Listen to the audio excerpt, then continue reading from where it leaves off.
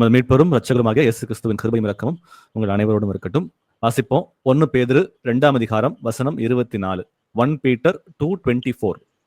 நாம் பாவங்களுக்கு செத்து நீதிக்கு பிழைத்திருக்கும்படிக்கு அவர் தாமே தமது சரீரத்திலே நம்முடைய பாவங்களை சிலுவையின் மேல் சுமந்தார். அவருடைய தழும்புகளால் குணமானீர்கள். ஆமென். ஆமென். இயேசு கிறிஸ்துவனுடைய தழும்புகளால் குணமானீர்கள் அப்படின்ற வசனங்களை நம்ம இன்னைக்கு வாசிக்கிறோம். நம்ம எல்லாரும் சுகத்தோட வாழ வேண்டும், வியாதிகள் இல்லாம சுகத்தோடு வாழ வேண்டும் என்பதே கர்த்தருடைய சித்தம். அதற்காக தான் அவருடைய உடம்பு கிழிக்கப்பட்டது அப்படின்றத நம்ம புரிஞ்சுக்கிறோம். ஸோ அவருடைய தழும்புகள் மூலமா நம்ம குணமாகிறோம் அப்படின்றத பார்க்கிறோம். அப்போ கிறிஸ்தவர்களாக இருக்கிற நம்ம எல்லாருமே இயேசு கிறிஸ்துவை சொந்த இரட்சகராக ஏற்றுக்கொண்டு அவரை மாத்திரமே விசுவாசிக்கிற நம் எல்லாருக்குள்ளும் நம்ம பரிபூர்ண சுகத்தோட நாம் வாழ வேண்டும் என்பதே கர்த்தருடைய சித்தம். ஆனா நம்ம இயேசு கிறிஸ்துவை அறிந்தும் கூட சில டைம் நமக்குள்ள சில வியாதிகளோ காரியங்கள் இருக்கிறத நம்ம எல்லாரும் அறிந்த பிள்ளைகளாக இருக்கிறோம். அப்போ அது எதனால வருகிறது? நம்ம விசுவாசிக்கிற தேவன் உண்மையுள்ள தேவன். அவர் ஜீவிக்கிற தேவனாக இருக்கிறார். அவர் வார்த்தை என்றென்றும் மாறாத வார்த்தையாக இருக்கிறது. அவர் சொன்னா அது சொன்னதுதான். அது மாற்றம் வரப்போறது இல்லை. அவர் சொல்லுகிறார், அவருடைய தழும்புகளால் நாம் எல்லாரும் சுகமானோம் அப்படின்னு சொல்லிட்டு. இருந்தாலும் சில டைம் அந்த சுகத்தை சுதந்திரித்துக் கொள்ள முடியாம நமக்கு சில வியாதிகள் நமக்குள்ள இருக்கிறது. அப்ப அந்த வியாதிகள் எதனால் வருகிறது? அந்த வியாதிகளை மேற்கொள்வதற்கு நான் என்ன செய்யணும்?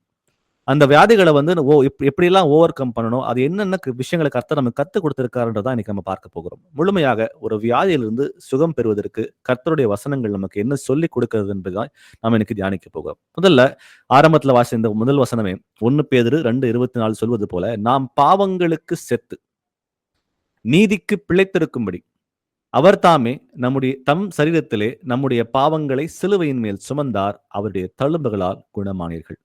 அப்போ அந்த சுகத்தை 2000 வருடங்களுக்கு முன்பாகவே உங்களுக்கும் எனக்கும் கர்த்தராக இயேசு கிறிஸ்து கொடுத்துட்டார். அவர் உடம்பு சிலுவையில தொங்கப்பட்டது. அவர் உடம்புல ஒரே 1 இன்ச், உங்களுக்கு தெரியுமா இல்லைன்னு தெரியல, அவர் உடம்புல முழுவதும் 1 இன்ச் கூட இடமே இல்லாம முற்றிலுமாக அவர் உடம்பு சின்ன பின்னமாக்கப்பட்டு கிழிக்கப்பட்டிருந்தது. அந்த உடம்புல கிழிக்கப்பட்டது எதுக்காக அப்படின்னா, அவருடைய தழும்புகளால் நமக்கு சுகத்தை கொடுக்கறதுக்காக தான். அப்போ அந்த சுகத்தை நாம் சுதந்திரித்துக் கொள்ளணும் அப்படின்னா, வசனங்கள் சொல்வது போல நாம் முதல்ல பாவத்துக்கு சாகணும். அடுத்ததா நீதிக்கு பிழைக்கணும். நமக்குன்னு சுயமா எந்த ஒரு நீதியும் கிடையாது. கர்த்தராக இயேசு கிறிஸ்துவின் நீதியில் நாம் எல்லாரும் பிழைக்கணும். அவரை சொந்த இரட்சகராக ஏற்றுக்கொண்டு நம்ம அவர் நீதினால அவர் சொல்லுகிற காரியங்களை கேட்டு கீழ்ப்படிந்து நம்ம பிழைக்கணும் அப்படின்ற வார்த்தைகளை பார்க்கிறோம். அப்ப செய்யும் பொழுது அவர் தாமே தமது சரீரத்திலே நம்முடைய பாவங்களை சிலுவையின் மேல் சுமந்தார். அவருடைய தழும்புகளால் நாம் சுகமாகிறோம். இது ஒரு சீக்வன்ஸாக இருக்குதுன்னு பார்க்கிறோம். முதல்ல நாம் பார்க்கிற வார்த்தைகள் இங்க, நாம் பாவங்களுக்கு செத்து கர்த்தரை அறிந்திருக்கிறோம், இருந்தாலும் கூட நம்ம பாவத்துக்கு செத்து இருக்கிறோமா, இன்னும் பாவத்தில் நம்ம இருந்து கொண்டு இருக்கிறோமா என்று நிதானித்து அறிவோம். நீதிக்கு பிழைத்திருக்கிறோமா அப்படின்ற காரியங்களை ஒவ்வொன்றும் நம்ம தியானித்து பார்ப்போம். முதல்ல வியாதி ஒரு மனுஷனுக்குள்ள ஏன் வருகிறது அப்படின்றத வசனம் நமக்கு என்ன சொல்லுதுன்னு நம்ம பார்ப்போம்.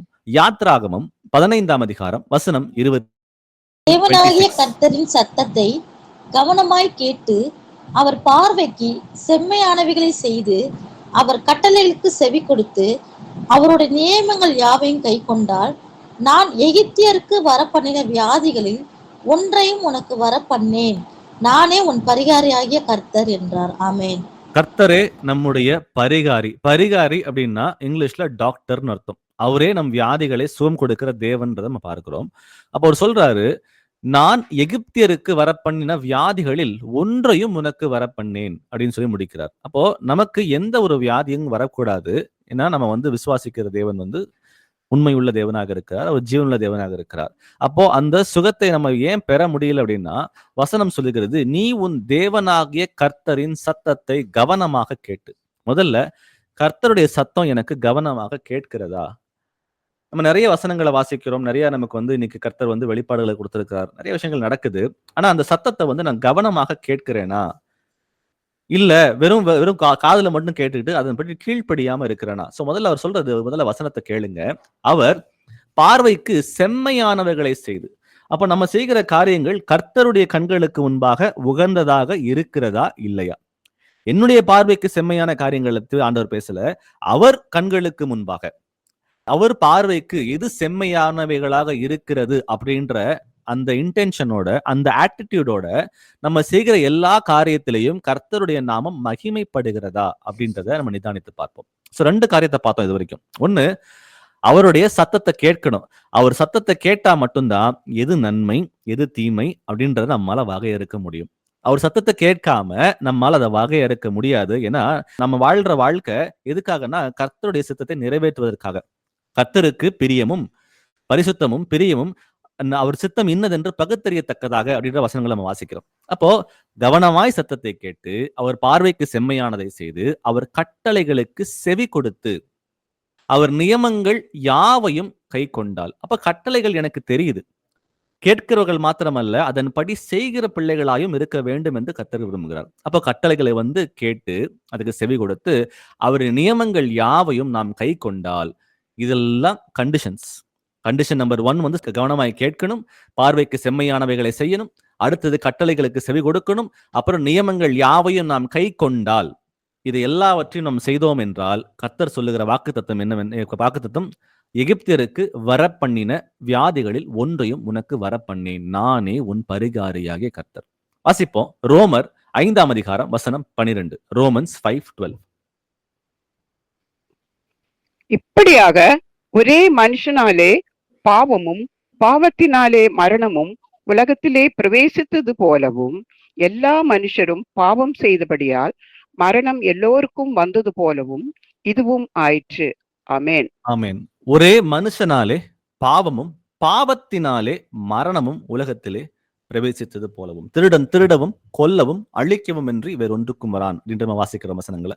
அப்போ ஒரு மனுஷனுக்கு இந்த மரணத்துக்கு கொண்டு போகிற காரியங்கள் இருக்குதுன்னு பார்க்கும் பொழுது வியாதிகள் மூலமாகவும் சில விஷயங்கள் வருகிறது. அது எதனால வருதுன்னா அவன் செய்கிற பாவத்தின் மூலமா தான் வருதுன்றத வசனங்கள் நமக்கு இங்கே சொல்லிக் கொடுக்கிறது.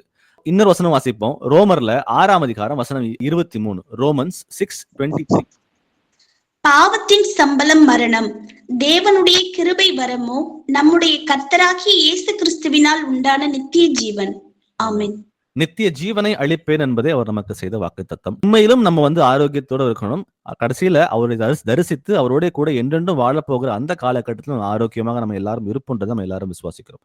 ஆனா இப்ப நம்ம வியாதிகள் உள்ள வர்றதுக்கு ஒரு மேஜரான காரணம் என்னன்னா, நமக்குள்ள இருக்கிற பாவங்கள் தான் நமக்கு வியாதிகளுக்கு உண்டு பண்ணுகிறதுன்றத நம்ம ரொம்ப கிளியரா யாத்திராகமம் 15ஆம் அதிகாரம் வசனம் 26ல நம்ம தீர்க்கமா தெரிஞ்சுக்கிட்டோம். இன்னும் வாசிப்போம். யோவான் 5ஆம் அதிகாரம் வசனம் 14. ஜான் 5:14. அதற்கு பின்பு இயேசு அவனை தேவாலயத்தில் கண்டு, இதோ நீ சொஸ்தமானாய், அதிக கேடானது ஒன்றும் உனக்கு வராதபடி இனி பாவம் செய்யாதே என்றார். ஆமென். ஆமென். சோ தேவாலயத்துல அவர் கர்த்தர் ஒரு மனுஷனை பார்த்து அவனுக்கு ஒரு சுகத்தை கட்டளை எடுக்கிறார். சுகத்துல கட்டளை எடுக்க அவன் சொஸ்தம் ஆயிடுறான். அதுக்கப்புறம் அவனை பார்க்கும் பொழுது ஆண்டவர் சொல்றாரு, இனி அதிக கேடானது ஒன்றும் உனக்கு வராதபடிக்கு. ஆல்ரெடி கேடான காரியங்கள் அவன் உடம்புல இருந்துச்சு, அவனுக்கு வியாதிகள் வந்தது. அந்த வியாதியிலிருந்து கர்த்தராக இயேசு கிறிஸ்து அவனுக்கு சுகத்தை கொடுத்தாருன்னு நம்ம எல்லாரும் வசனத்துல மூலமா புரிஞ்சுக்கிறோம். அது அவர் ஒரு வார்ன் பண்றாரு, ஏப்பா இதை விட மோசமான வியாதி உனக்கு வராதபடிக்கு நீ ரொம்ப கேர்ஃபுல் ஆயிரு. அது எப்படி வரும்னா பாவத்தின் மூலமா தான் வரும் அப்படின்றத இங்க அவர் உணர்த்தி காட்டுகிறார். அதிக கேடானது ஒன்று உனக்கு வராதபடி இனி பாவம் செய்யாதே. அப்போ சுகத்தை பெற்றும் கூட சில பேருக்கு கர்த்தர் சுகத்தை கட்டளையிடுகிறார். சுகத்தை கட்டளையிட்டும் கூட அந்த சுகத்தை சம்டைம் சஸ்டெயின் பண்ணிக்க முடியாம போகிற சூழ்நிலைகள் இருக்கிறது. அது ஏன் அப்படின்னா பாவத்தின் மூலமா மீண்டுமாக ஒரு முறை அந்த பாவத்துல விழுகும் பொழுது திரும்ப அதிக கேடான காரியங்கள் நடக்கிறதுக்கும் வாய்ப்புகள் இருக்குதுன்ற நம்ம புரிஞ்சுக்கிறோம். ஸோ இங்க கிரக்ஸ் ஆஃப் த ஸ்டோரி இதுல என்ன நம்ம புரிஞ்சுக்கிறோம் அப்படின்னா, வியாதிகள்ல இருந்து கர்த்தராகிய இயேசு கிறிஸ்து நம் அனைவருக்கும் 2000 வருடங்களுக்கு முன்பாகவே சுகத்தை கொடுத்துட்டார். அதை சுதந்திரத்துக் கொள்ள வேண்டியது ஒவ்வொரு இயேசுவோட பிள்ளையோட கடமையாக இருக்கிறது. அப்போ சுதந்திரத்துக் கொண்டு நம்ம வியாதி இல்லாம வாழணும்ன்ற அந்த ஒரே ஒரு காரணத்துக்காக தான் அவர் உடம்பு கிழிக்கப்பட்டது நம்ம பார்க்கிறோம். ஆனாலும் சில டைம் நமக்குள்ள வியாதிகள் வருது அப்படின்னா அது பாவத்தின் மூலமா தான் வருதுன்ற காரியங்களை நம்ம புரிஞ்சுக்கிட்டோம்னா எந்த பாவத்தின் மூலமா வருகிறதுன்ற நம்ம அனலைஸ் பண்ண ஆரம்பிக்கணும். அப்போ நம்ம எல்லாரும் தீர்க்கமாக விசுவாசிக்கிற ஒரு வசனம் 1 யோவான்ல சொல்லப்படுறது போல, நாம் பாவங்களை அறிக்கையிட்டால் அதை மன்னிப்பதற்கு தேவன் உண்மையும் நீதியும் உள்ளவராய் இருக்கிறார். அப்போ பாவம் செய்கிறது மனிதனுடைய இயல்பு. நம்ம எல்லாரும் பாவத்துல சம்டைம் விழுந்துடுறோம், தெரிஞ்சு விழுகிறோம், தெரியாம விழுகிறோம். ஆனாலும் ஏன் ஆண்டவரே இந்த காரியங்கள் என் வாழ்க்கையில இருக்கு, எனக்கு வெளிப்படுத்தி காட்டுங்கன்னு சொல்லி கேட்கும் பொழுது அவர் வெளிப்படுத்தி காட்டுகிற தேவன் தான். எந்த பாவத்தின் மூலமா நமக்கு வந்து விடுதலை இல்லாம இருக்குதோ, எந்த பாவத்தின் மூலமா நமக்கு வியாதிகள் வந்து இருக்குதோ, அந்த பாவத்தை கேட்டு ஆராய்ந்து அவரிடம் கண்டுபிடித்து அந்த பாவத்தை நாம் அறிக்கையிடும் பொழுது கர்த்தராகிய இயேசு கிறிஸ்து அந்த பாவத்தை மன்னிப்பதற்கு தயை பெருத்த தேவனாக இருக்கிறார். வாசிப்போம் யாக்கோபு 5ஆம் அதிகாரம் வசனங்கள் 15 முதல் 16 வரை. ஜேம்ஸ் 5:15-16. அப்பொழுது விசுவாசமுள்ள ஜெபம் பிணியாளியை ரட்சிக்கும். கர்த்தர் அவனை எழுப்புவார். அவன் பாவம் செய்தவனானால் அது அவனுக்கு மன்னிக்கப்படும். நீங்கள் சொஸ்தமடையும் படிக்கு உங்கள் குற்றங்களை ஒருவருக்கு ஒருவர் அறிக்கையிட்டு ஒருவருக்காக ஒருவர் ஜெபம் பண்ணுங்கள். நீதிமான் செய்யும் ஊக்கமான வேண்டுதல் மிகவும் பலனுள்ளதாய் இருக்கிறது. ஆமென். ஆமென். நான் நிற்பதும் நிர்மூலமாகாமல் இருப்பதும் கர்த்தருடைய சுத்த கிருபையே. அவர் நம்ம மேல நீடிய பொறுமை உள்ளவராய் இருந்து நம்ம சின்ன சின்ன சிக்ஷைகளை நமக்கு வாழ்க்கையில அனுமதித்து நம்மளை வந்து அவர் சீர்படுத்தி கொண்டு வந்து கொண்டிருக்கார். நம்ம வாழ்க்கையில் நடக்கிற எல்லா காரியங்களுக்கும் நன்றி செலுத்துற பிள்ளைகளா இருந்து, ஏன்னா எது நடந்தாலும் எல்லாவற்றிலையும் கர்த்தர் வந்து ஸ்தோத்திரம் செலுத்த சொல்லி நம்ம அழைத்திருக்கிறார். ஏன்னா ஒரு கஷ்டமான பீரியடை நம்ம வாழ்க்கையில கர்த்தர் அனுமதிக்கிறார் அப்படின்னா நம்முடைய உள்ளான மனுஷனை பலப்படுத்துவதற்காகவும், நம்ம இன்னும் வந்து அவருடைய அறிகிற அறிவில் வளர்வதற்காகவும், அவரை தரிசிப்பதற்கு நம்ம எல்லாரும் வந்து தகுதி உள்ள பிள்ளைகளாய் மாறுவதற்காகவும் நம்ம வாழ்க்கையில சில காரியங்களை கர்த்தர் அனுமதிக்கிறார். அதுபோல சந்தோஷமான காரியமா இருந்தாலும் சரி, அதற்கும் நன்றி செலுத்த நம்ம எல்லாரும் அழைக்கப்பட்டிருக்கிறோம். அப்போ ஒருவேளை வியாதி வந்துச்சு அப்படின்னா அதை குறித்து நம்ம வந்து சோர்ந்து போகாம, எனக்குள்ள வந்து என்ன பிரச்சனை இருக்கு, நான் இந்த உலகத்துக்குரிய காரியங்கள் சில பாவங்களா இருக்கலாம், இல்ல நமக்குள்ள இருக்கிற சில காரியங்கள் வந்து நம்ம வந்து குடும்பத்துக்கு சூழ்நிலை இருக்கலாம், இல்ல வந்து சபைக்குரிய சூழ்நிலை இருக்கலாம், இல்ல உலகத்துக்கு வெளியே இருக்கலாம். எது இருந்தாலும் சரி எல்லாவற்றையும் நிதானித்து அறிந்து பார்த்து எந்த பாவத்தின் மூலமா இந்த வியாதிகள் வந்திருக்குது ஆராய்ந்து கண்டுபிடிக்க. ஏன்னா அதோட சேர்ந்து வாழ நம்ம நிறைய பேர் பழகிட்டோம். ஆனா அதோட சேர்ந்து வாழ தேவை இல்லைன்றத கர்த்தர் நமக்கு சொல்லுகிறார். அவர் சொல்றாரு, நீங்கள் சொஸ்தம் அடையும்படிக்கு உங்கள் குற்றங்களை ஒருவருக்கொருவர் அறிக்கையிட்டு ஒருவருக்கு ஒருவர் ஜெபம் பண்ணுங்கள். நீதிமான் செய்யும் ஊக்கமான வேண்டுதல் மிகவும் பலனுள்ளதாய் இருக்கிறது. அப்போ நம்ம எல்லாருக்கும் வந்து ஏதாவது பிரச்சனை இருக்கு அப்படின்னா ஒருத்தர் விட்டு கொடுத்து, ஒருத்தர் மன்னித்து, ஒருத்தர் வந்து பலப்படுத்தி கொண்டு, ஒருத்தர் தன்னிலும் மேன்மையானவர்களாக எண்ணிக்கொண்டு நம்ம என்ன பண்ணுமாம், பாவங்களை வந்து ஒருத்தர் அறிக்கையிட்டு அதுல இருந்து விடுபட வேண்டும். அறிக்கையிடும் பொழுது அந்த பாவங்கள் மன்னிக்கப்படுகிறது. அது மன்னிக்கப்படும் பொழுது நமக்குள்ள இருக்கிற அந்த பிசாசானவனுக்கு வந்து நம்ம மேல் ஆளுகை செலுத்துவதற்கு எந்த ஒரு அதிகாரமும் கிடையாதுன்றது நம்ம புரிஞ்சுக்கணும்.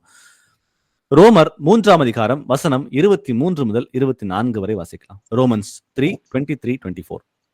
எல்லாரும் பாவம் செய்து தேவ மகிமையற்றவர்களாகி இலவசமாய் அவருடைய கிருபையினாலே கிறிஸ்து இயேசுவில் உள்ள மீட்பை கொண்டு நீதிமான்களாக்கப்படுகிறார்கள். ஆமென். சோ வியாதி வந்து ஒரு பாவத்தின் மூலமா தான் வருதுன்றத சில வசனங்கள் ஆதாரத்தை கொண்டு நம்ம வந்து புரிஞ்சுக்கிட்டோம். அப்போ பாவம் இருக்கிறதுனால வியாதி வருகிறது. இப்ப 2வது விஷயம் நம்ம புரிஞ்சுக்க வேண்டியது இங்க அப்படின்னா, முதல்ல நான் பாவி என்ற உணர்வு எனக்கு இருக்கிறதா இல்லையா, இல்ல அந்த பாவம் என்கிட்ட இல்ல அந்த பாவத்தை அனலைஸ் பண்ணாம நம்ம அதை சேர்ந்து வாழ்ந்து கொண்டு இருக்கிறோமா. முதல்ல பாவி என்ற உணர்வே சில பேருக்கு வந்து இல்லாம இருக்கு. நான் சரியாதான் இருக்கிறேன், எனக்குள்ள வந்து எந்த ஒரு பாவமும் கிடையாது, நான் பர்ஃபெக்ட் அப்படின்னு நினைக்கிறாங்க. ஆனாலும் வந்து உடம்புல சில டைம் வந்து பிரச்சனைகள் வரும்போது நம்ம நிதானித்து பார்த்து அதை ஆராய்ந்து அது என்ன விஷயம்னு கண்டுபிடிக்க வேண்டியது நம்முடைய ஆத்மாக்கு வந்து அது ஏதுவாக இருக்கும். இந்த வசனம் சொல்லுது, எல்லாரும் பாவம் செய்து தேவ மகிமையற்றவர்களாகி இலவசமாய் அவருடைய கிருபையினாலே கிறிஸ்து இயேசுவில் உள்ள மீட்பை கொண்டு நீதிமான்களாக்கப்பட்டீர்கள். நமக்குன்னு சுயமா எந்த ஒரு நீதியும் இல்லை. நம்ம இயேசு கிறிஸ்துவின் நீதினால நம்ம எல்லாரும் மீட்கப்பட்டிருக்கிறோம்.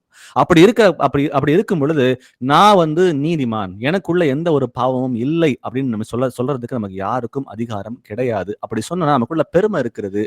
பெருமை உள்ளவர்களை தேவன் எதிர்த்து நிற்கிறார், தாழ்மை உள்ளவர்களுக்கோ அவர் கிருபை வரம் அளிக்கிறார் அப்படின்றத நம்ம எல்லாரும் பார்க்கிறோம். முதல்ல நமக்குள்ள ஒரு எண்ணம், இது குற்ற உணர்ச்சிக்குள்ள போகணும்னு சொல்லி நம்ம யாரும் இங்க சொல்ல கிடையாது. முதல்ல நம்ம இன்னும் பரிபூரணம் அடையல, நம்ம இன்னும் வந்து கர்த்தர் விரும்புகிற அந்த ஸ்டாண்டர்ட் நம்ம இன்னும் மீட் பண்ணல. நம்ம எல்லாருக்குள்ளும் சிறு சிறு பாவங்கள் இருக்கு. நான் பவுலே சொல்றாரு, நான் அடைந்தாயிற்று, நான் முற்றும் தேறினவனானேன் என்று எண்ணாமல் கிறிஸ்து இயேசுவுக்குள் நான் எதற்காக பிடிக்கப்பட்டேனோ அதை பிடித்து கொள்ளும்படி நான் ஆசையாய் நான் தொடருகிறேன். பவுல் ஓடுன ஓட்டம் நம்ம எல்லாருக்கும் தெரியும். அவர் எவ்வளவு கர்த்தருக்கு வைராக்கியம் பாராட்டினார்ன்றதை நம்ம எல்லாரும் அறிந்த பிள்ளைகளா இருக்கிறோம். அவர் வந்து எவ்வளவு பெரிய பணக்காரனா இருந்தும் கூட கர்த்தருக்காக எல்லாவற்றையும் அவர் விட்டு ஒதுக்கிட்டு அவர் வந்து எவ்வளவு வந்து அவமானப்பட்டார், அவர் எவ்வளவு வந்து கஷ்டப்பட்டாருன்னு நம்ம எல்லாரும் அறிந்த பிள்ளைகளா இருக்கோம். அதை எல்லாவற்றும் செஞ்சும் கூட, எவ்வளவு வைராக்கியமாக வாழ்ந்தும் கூட அவர் சொல்லுகிற வார்த்தை, நான் அடைஞ்சிட்டேன், நான் தேறிட்டேன், இதுக்கு மேல நான் தேர்றதுக்கு ஒண்ணும் இல்லை அப்படின்னு சொல்லி தன்னைத்தானே உயர்த்தி கொள்ளாம இன்னும் நான் மாற வேண்டிய காரியங்கள் நிறைய இருக்குதுன்ற அந்த எண்ணங்களோட அவர் என்ன பண்றாரு அப்படின்னா, அவர் வந்து ஒரு ஓட்டத்தை வந்து தொடர்கிறவரா இருக்கிறார். ஆனா எனக்குள் நான் இயேசு கிறிஸ்துவ வந்து ஒரே தேவனை தெரிஞ்சுக்கிட்டேன், எனக்கு ஞானஸ்நானம் இயேசு கிறிஸ்துவ நாமத்துல வாங்கிட்டேன் அப்படின்ற அந்த வீட்டு சபைக்குள்ள நான் வந்துட்டேன்ற மாதிரி அந்த எண்ணங்களுக்குள்ள இல்லாம, எனக்குள்ளேயும் சில காரியங்கள் மாற்றம் கொண்டு வர வேண்டியது இருக்குது. ஏன்னா கர்த்தர் வரும்போது மட்டும்தான் நம்ம பரிபூரணம் ஆக முடியும். ஆனா அந்த பரிபூரணம் என்ற ப்ராசஸ், அந்த பரிசுத்தம் என்ற அந்த அந்த லெவலை ரீச் பண்றதுக்கு வந்து அவர் வருகிற அன்றைக்கு வரைக்கும் அதை பின்தொடர வேண்டும் என்றே கர்த்தர் விரும்புகிறார். அதனால முதல்ல நம்ம எங்கெல்லாம் தவறுறோம் அப்படின்ற விஷயத்தை ஆராய்ஞ்சு கண்டுபிடிக்க வேண்டியது நம்முடைய கடமையா இருக்கிறது. அதான் ஒவ்வொரு வாரமும் பிரெட் பிரேக்கிங் பண்ணும் பொழுது நம்ம வாசிக்கிற வசனம், அதை முடிக்கும் போது நம்ம சொல்றோம், நம்மை நாமே நிதானித்து அறிந்தால் நாம் நியாயம் தீர்க்கப்படும். எரேமியா 17ஆம் அதிகாரம் வசனம் 9 வாசிக்கலாம். ஜெர்மாயா 17:9. எல்லாவற்றை பார்க்கிலும் இருதயமே திருக்குள்ளதும் மகா கேடு உள்ளதுமாய் இருக்கிறது, அதை அறியத்தக்கவன் யார்? ஆமென். ஆமென், ஆமென். மனுஷன் வெளியரங்கமாக சில காரியங்களை பார்க்கிறான். இப்போ என்ன நீங்க பார்க்கும் பொழுது வெளியரங்கமா சில காரியங்களை பார்ப்பீங்க. ஆனா என்னுடைய உள்ளிந்திரியங்களை ஆராகிறவர் கர்த்தராகிய இயேசு கிறிஸ்து ஒருவர் மட்டுமே. நான் பேசும் பொழுது தேனொழுக சில காரியங்களை பேசலாம். என்னை நீங்க பார்க்கும் பொழுது இந்த பிரதர் வந்து ரொம்ப வந்து பரிசுத்தமா இருக்காருன்ற கூட நீங்க நினைக்கலாம். ஆனா சில காரியங்களை செய்யும் பொழுது நீங்களா இருந்தாலும் சரி, நானா இருந்தாலும் சரி, வெளியே ஒரு மாதிரி பேசுறதுக்கு வாய்ப்புகள் இருக்கு. ஆனா என் இருதயம் அது எப்படிப்பட்டதாக இருக்கிறது அப்படின்றத உங்களுக்கு உங்க இருதயம் தெரியும், என்னுடைய இருதயம் என்னுடைய தெரியும். அதனால ஆண்டவர் சொல்றது போல அவர் உள்ளந்திரியங்களை ஆராகிறவராக இருக்கிறார். இந்த வசனம் அதே தான் வந்து நம்ம கன்ஃபார்ம் செய்கிறது. எல்லாவற்றை பார்க்கிலும் இருதயமே திருக்குள்ளதும் மகா கேடுள்ளதுமாக இருக்கிறது. வெளியரங்கமாக நம்ம எவ்வளவு பரிசுத்தமாக வாழ்ந்தாலும் நம்முடைய இருதயம் எதை நோக்கி போய் கொண்டிருக்கிறது, நம்ம எதனால சில காரியங்களை எக்ஸ்பிரஸ் பண்றோம், அது நமக்குள்ள ஒரு சுயநலத்தினால நம்ம செய்கிறோமா இல்ல கர்த்தர் மேல இருக்கிற அன்புனால செய்கிறோமா அப்படின்றத நிதானித்து அறிந்து நம்ம வந்து அதை விட்டு வெளியே வரணும். சில டைம் வந்து வெளியரங்கமாக பெறுகிறது ஒருபோதும் அது முக்கியமா இல்லை. ஆனா கர்த்தர் வந்து பார்க்கிறது இருதயத்தை தான். ஆனா பொட்டு வைக்காம இருக்கிறதோ ஒரு வெள்ளை சிலை கட்டிட்டு இருக்கிறதுனாலயோ நம்ம வந்து பரிசுத்தமா நம்ம இல்லை. அது பொட்டு வச்சாலும் சரி, வெள்ளை சிலை கட்டினாலும் சரி, இல்ல வந்து ஒரு வெள்ளை சட்டையோ வெள்ளை பேண்டோ போடுறதுனால மட்டும் நம்ம பரிசுத்தமா இல்லை. இதெல்லாம் இருந்து இது போட்டாலும் சரி, இதை போட்டாலும் சரி, என் இருதயம் வந்து கர்த்தர் கண்களுக்கு முன்பாக அது வந்து அவர் விரும்பத்தக்க பரிசுத்தம் உள்ளதா இருக்கிறதா இல்லையா? அப்ப பாவம் வந்து தொடங்குகிற இடம் எங்கன்னா நம்ம இருதயம் மட்டும்தான். ஏன்னா வசனம் சொல்றது போல உள்ளத்தின் நிறைவே நம்முடைய வாய் பேசுகிறது. என் இருதயத்தை வந்து என்ன நான் வந்து ஊற்றி அதை நான் வந்து பண்படுத்தி அதுல என்ன நான் வந்து விதைக்கிறேனோ அதுதான் வந்து கடைசியில எனக்கு வந்து வெளியே என் வாய் வழியா வந்து சேருகிறதுன்னு பார்க்கிறோம். அப்போ வாய் ஆனது வந்து வெறும் வந்து ஒரு எக்ஸ்பிரஸ் பண்ற ஒரு காரியமா தான் மட்டும்தான் இருக்குது. ஆனா அந்த உள்ள இருக்கிற இந்த இருதயம் தான் மகா கேடுள்ளதா இருக்கிறதுன்னு பார்க்கிறோம். அப்போ என் இருதயத்தை நான் சுத்தம் பண்ண ஆரம்பிச்சிட்டேன்னா ஆட்டோமேட்டிக்கா என்னுடைய வாய் வார்த்தைகள் சுத்தமாக இருக்கும், எண்ணங்கள் சுத்தமாக இருக்கும். அப்போ எனக்குள்ள பாவம் அப்படின்ற உணர்வு கர்த்தர் கொடுக்கும் பொழுது அதை விட்டு வெளியே வர்றதுக்கும் அது ஏதுவாக இருக்கும். இப்போ அடுத்தது வாசிப்போம். எசாயா 59ஆம் அதிகாரம் வசனம் 2. ஐசாயா 59:2. உங்கள் அக்கிரமங்களை உங்களுக்கும் உங்கள் தேவனுக்கும் நடுவாக பிரிவினை உண்டாக்குகிறது, உங்கள் பாவங்களே அவர் உங்களுக்கு செவி கொடாதபடிக்கு அவருடைய முகத்தை உங்களுக்கு மறைக்கிறது. ஆமென், ஆமென். சோ பாவி என்ற உணர்வு நமக்குள்ள வந்து ஒரு குற்ற உணர்ச்சியாக வராம, இல்ல நான் இன்னும் தேர வேண்டியது நிறைய இருக்குன்ற அந்த எண்ணங்கள் நமக்குள்ள வரணும். அதுக்கப்புறம் அவர் சொல்றாரு, வெறும் பாவி என்று ஒப்புக்கொள்றது மாத்திரமல்ல, அந்த பாவத்திலிருந்து நம்ம எல்லாரும் விடுபட வேண்டும். ஏன்னா அந்த பாவத்தோட வாழ்வதற்காக கர்த்தர் வந்து வானாதி வானங்களை உண்டு பண்ண சர்வ வல்லமையுள்ள கர்த்தர் பூமிக்கு இறங்கி வரல. அவர் இறங்கி வந்தது நீங்களும் நானும் வந்து பாவம் இல்லாமல் இருக்கணும், அடுத்ததா வந்து வியாதி இல்லாம இருக்கணும், நம்ம எல்லாரும் சந்தோஷத்தோடும் சமாதானத்தோடும் இந்த பூமியில ஜீவனம் பண்ணணும். அது மாத்திரம் இல்லாம அவர் வரும் பொழுது அவரை தரிசிப்பதற்கு நம்ம எல்லாரும் தயாராகணுன்றதுக்காக அவர் இறங்கி வந்த காரியமே. அப்போ அவர் இறங்கி வந்தும் கூட எனக்குள்ள பாவம் இருக்குன்னு தெரிஞ்சும் கூட சில பேர் அந்த பாவத்தை அறிக்கை விடுறதுக்கு வந்து மனசு இல்லாம அதை தள்ளி போட்டு அந்த பாவத்தை கூட மறந்து போய் அந்த பாவத்துல இருந்து விடுதலையே இல்லாம நிறைய பேர் வாழ்க்கை இருந்து கொண்டிருக்கிறது. நான் சில காரியங்கள் வந்து எனக்கு நினைப்பூட்டும் பொழுது அந்த நேரத்திலேயே வந்து அந்த பாவத்தை அறிக்கையிட்டு அந்த பாவத்திலிருந்து விடுதலை பெறணும். இல்ல அப்புறம் பார்த்துக்கலாம்னு சொல்லும் பொழுது அந்த பாவம் வந்து நமக்கு மறந்து கூட போயிடும். அதை வந்து அறிக்கையிடாம அந்த பாவத்தோட சேர்ந்து வாழ கூட நம்ம சில டைம் ஆரம்பிச்சிடும். சோ கர்த்தரோட நம்ம சேர்ந்து, ஏன்னா வானத்தையும் பூமியும் உண்டு பண்ண தேவனுடைய ஆவியானவர் நம்முடைய கூட இருக்கிறார். அவருடைய அன்பு எவ்வளவு பெரிய அன்பா இருக்கு அப்படின்னா, அவருடைய பரிசுத்த ஆவியானவரையே உங்களுக்கும் எனக்கும் கொடுத்திருக்கிறார். இதுக்கு மேல வேற அன்பு வேற என்ன வேணும்? அவர் வந்து வானத்துல இருந்து இறங்கி வந்து அவருடைய உடலை வந்து நமக்காக ஜீவ பலியாக ஒப்பு கொடுத்தார். அது மட்டும் இல்லாம அவருடைய ஆவியானவர் நமக்கு கொடுத்திருக்காரு அப்படின்னா நமக்கு எவ்வளவு பெரிய ஸ்லாக்கியம். அப்ப அந்த ஆவியானவர் வந்து பாவத்தை குறித்தும் நீதியை குறித்தும் நியாய தீர்ப்பு குறித்தும் அவர் கண்டித்து உணர்த்துகிற தேவனா இருக்கார். அப்படி உணர்த்தும் பொழுது அவர் சொல்ற காரியம் என்னன்னா, உண்மை உள்ளவைகள் எவைகளோ, பிலிப்பியர் 4:4 வசனம் வருது போல, உண்மை உள்ளவைகள் எவைகளோ, ஒழுக்கம் உள்ளவைகள் எவைகளோ, கற்புள்ளவை, நீதி உள்ளவை, இது என்ன எது இருந்தாலும் இவைகளையே சிந்தித்துக் கொண்டிருங்கள். அப்போ அதை சிந்தித்துக் கொண்டே இருக்கும் பொழுது நம்ம எங்க இடறோம் அப்படின்ற காரியத்தை நம்மளால புரிஞ்சுக்க முடியும். அவர் நம்மகிட்ட பேசுவார். அதை பேசும்பொழுது அப்பப்போ அதை ப்ரோகாஸ்டினேட் பண்ணாம தள்ளி போட்டு அப்புறம் பார்க்கலான்ற அந்த உணர்வில் இல்லாம உடனே நம்ம இருதயத்தை வந்து அவரோட ஒப்பு கொடுத்து, ஆண்டவரே என்ன மன்னிங்க ஆண்டவரேன்னு சொல்லிட்டு மன்னிப்பு கேட்கும் பொழுது, அது எப்பேற்பட்ட பாவமா இருந்தாலும், அது ரத்தாம்பர சிவப்பா இருந்தாலும் சரி, அதை வந்து வெண்பனி போல அவர் மாற்றுவதற்கு அவர் வல்லமையுள்ள தேவனா இருக்கார். அப்போ எனக்குள்ள வியாதி இருக்கு அப்படின்னு தெரிஞ்சு போச்சு, அது பாவத்தின் மூலமா தான் வந்திருக்குன்னு எனக்கு தெரிஞ்சு போச்சு. அப்ப நான் செய்ய வேண்டிய காரியம் பாவத்தை அறிக்கையிட வேண்டும் என்றே அவர் விரும்புகிறார். அப்போ நாம ஜெபம் பண்ணி கூட அந்த வியாதியிலிருந்து விடுதலை ஆகாம இருக்கு அப்படின்னா அது பாவங்களே காரணமாக இருக்கிறது. இந்த வசனம் திரும்ப வாசிக்கிறேன். உங்கள் அக்கிரமங்களே உங்களுக்கும் உங்கள் தேவனுக்கும் நடுவாக பிரிவினை உண்டாக்குகிறது. உங்கள் பாவங்களே அவர் உங்களுக்கு செவி கொடாதபடிக்கு அவருடைய முகத்தை உங்களுக்கு மறைக்கிறது என்று பார்க்கிறோம். நீதிமொழிகள் 28 வசனம் 13. Proverbs 28:13. தன் பாவங்களை மறைக்கிறவன் வாழ்வடைய மாட்டான், அவைகளை அறிக்கை செய்து விட்டு விடுகிறவனோ இரக்கம் பெறுவான். ஆமென். சோ கர்த்தர் பாவத்தை வெளிப்படுத்தி காட்டினா மட்டும் போதுமான்னு கேட்டா, அவர் வெளிப்படுத்தி காட்டுறதே வந்து, ஆனா அவர் சொல்றாரு இந்த இடத்துல, தன் பாவங்களை மறைக்கிறவன் வாழ்வடைய மாட்டான். அவர் கண்களுக்கு முன்பாக எல்லாம் நிர்வாணமாக இருக்கிறது, எதையுமே அவர் கண்களுக்கு முன்பாக மறைக்கவே முடியாது. அப்போ ஒரு விஷயத்தை அவர் எடுத்து காட்டுறாருன்னா, என் பிள்ளை வந்து அந்த பாவத்துல இருந்து விடுதலை ஆகணும்ன்ற அந்த ஒரு அன்புல தான் அவர் வெளிப்படுத்தி காட்டுகிறார். அப்ப வெளிப்படுத்தி காட்டும் போது நம்மை நாமே தாழ்த்தி கொண்டு அந்த பாவத்தை மறைக்காம அதை வந்து நம்ம வந்து அறிக்கையிடும் பொழுது அதை மன்னிக்கிற தேவன் பார்க்கிறோம். அப்போ அவைகளை அறிக்கை செய்து விட்டு விடுகிறனே, அது வாயார மட்டும் நான் வந்து அந்த பாவத்தை வந்து ஆண்டவரே என்னை விட்டுறேன் ஆண்டவரேன்னு சொல்லி வாயில சொல்ற பிள்ளையா இல்லாம, நம்முடைய வாழ்க்கையில வந்து அதை புரிஞ்சுக்கிட்டு அந்த பாவத்தை மீண்டுமாக செய்யாமல் இருக்க வேண்டும் என்றே அவர் விரும்புகிறார். அப்போ அதை செய்யும் பொழுதுதான் சொல்றாரு, அவைகளை அறிக்கை செய்து விட்டு விடுகிறவனோ இரக்கம் பெறுவான் அப்படின்னு பார்க்கிறோம். 1 யோவான் 1 வசனம் 9 வாசிக்கலாம். 1 John 1:9.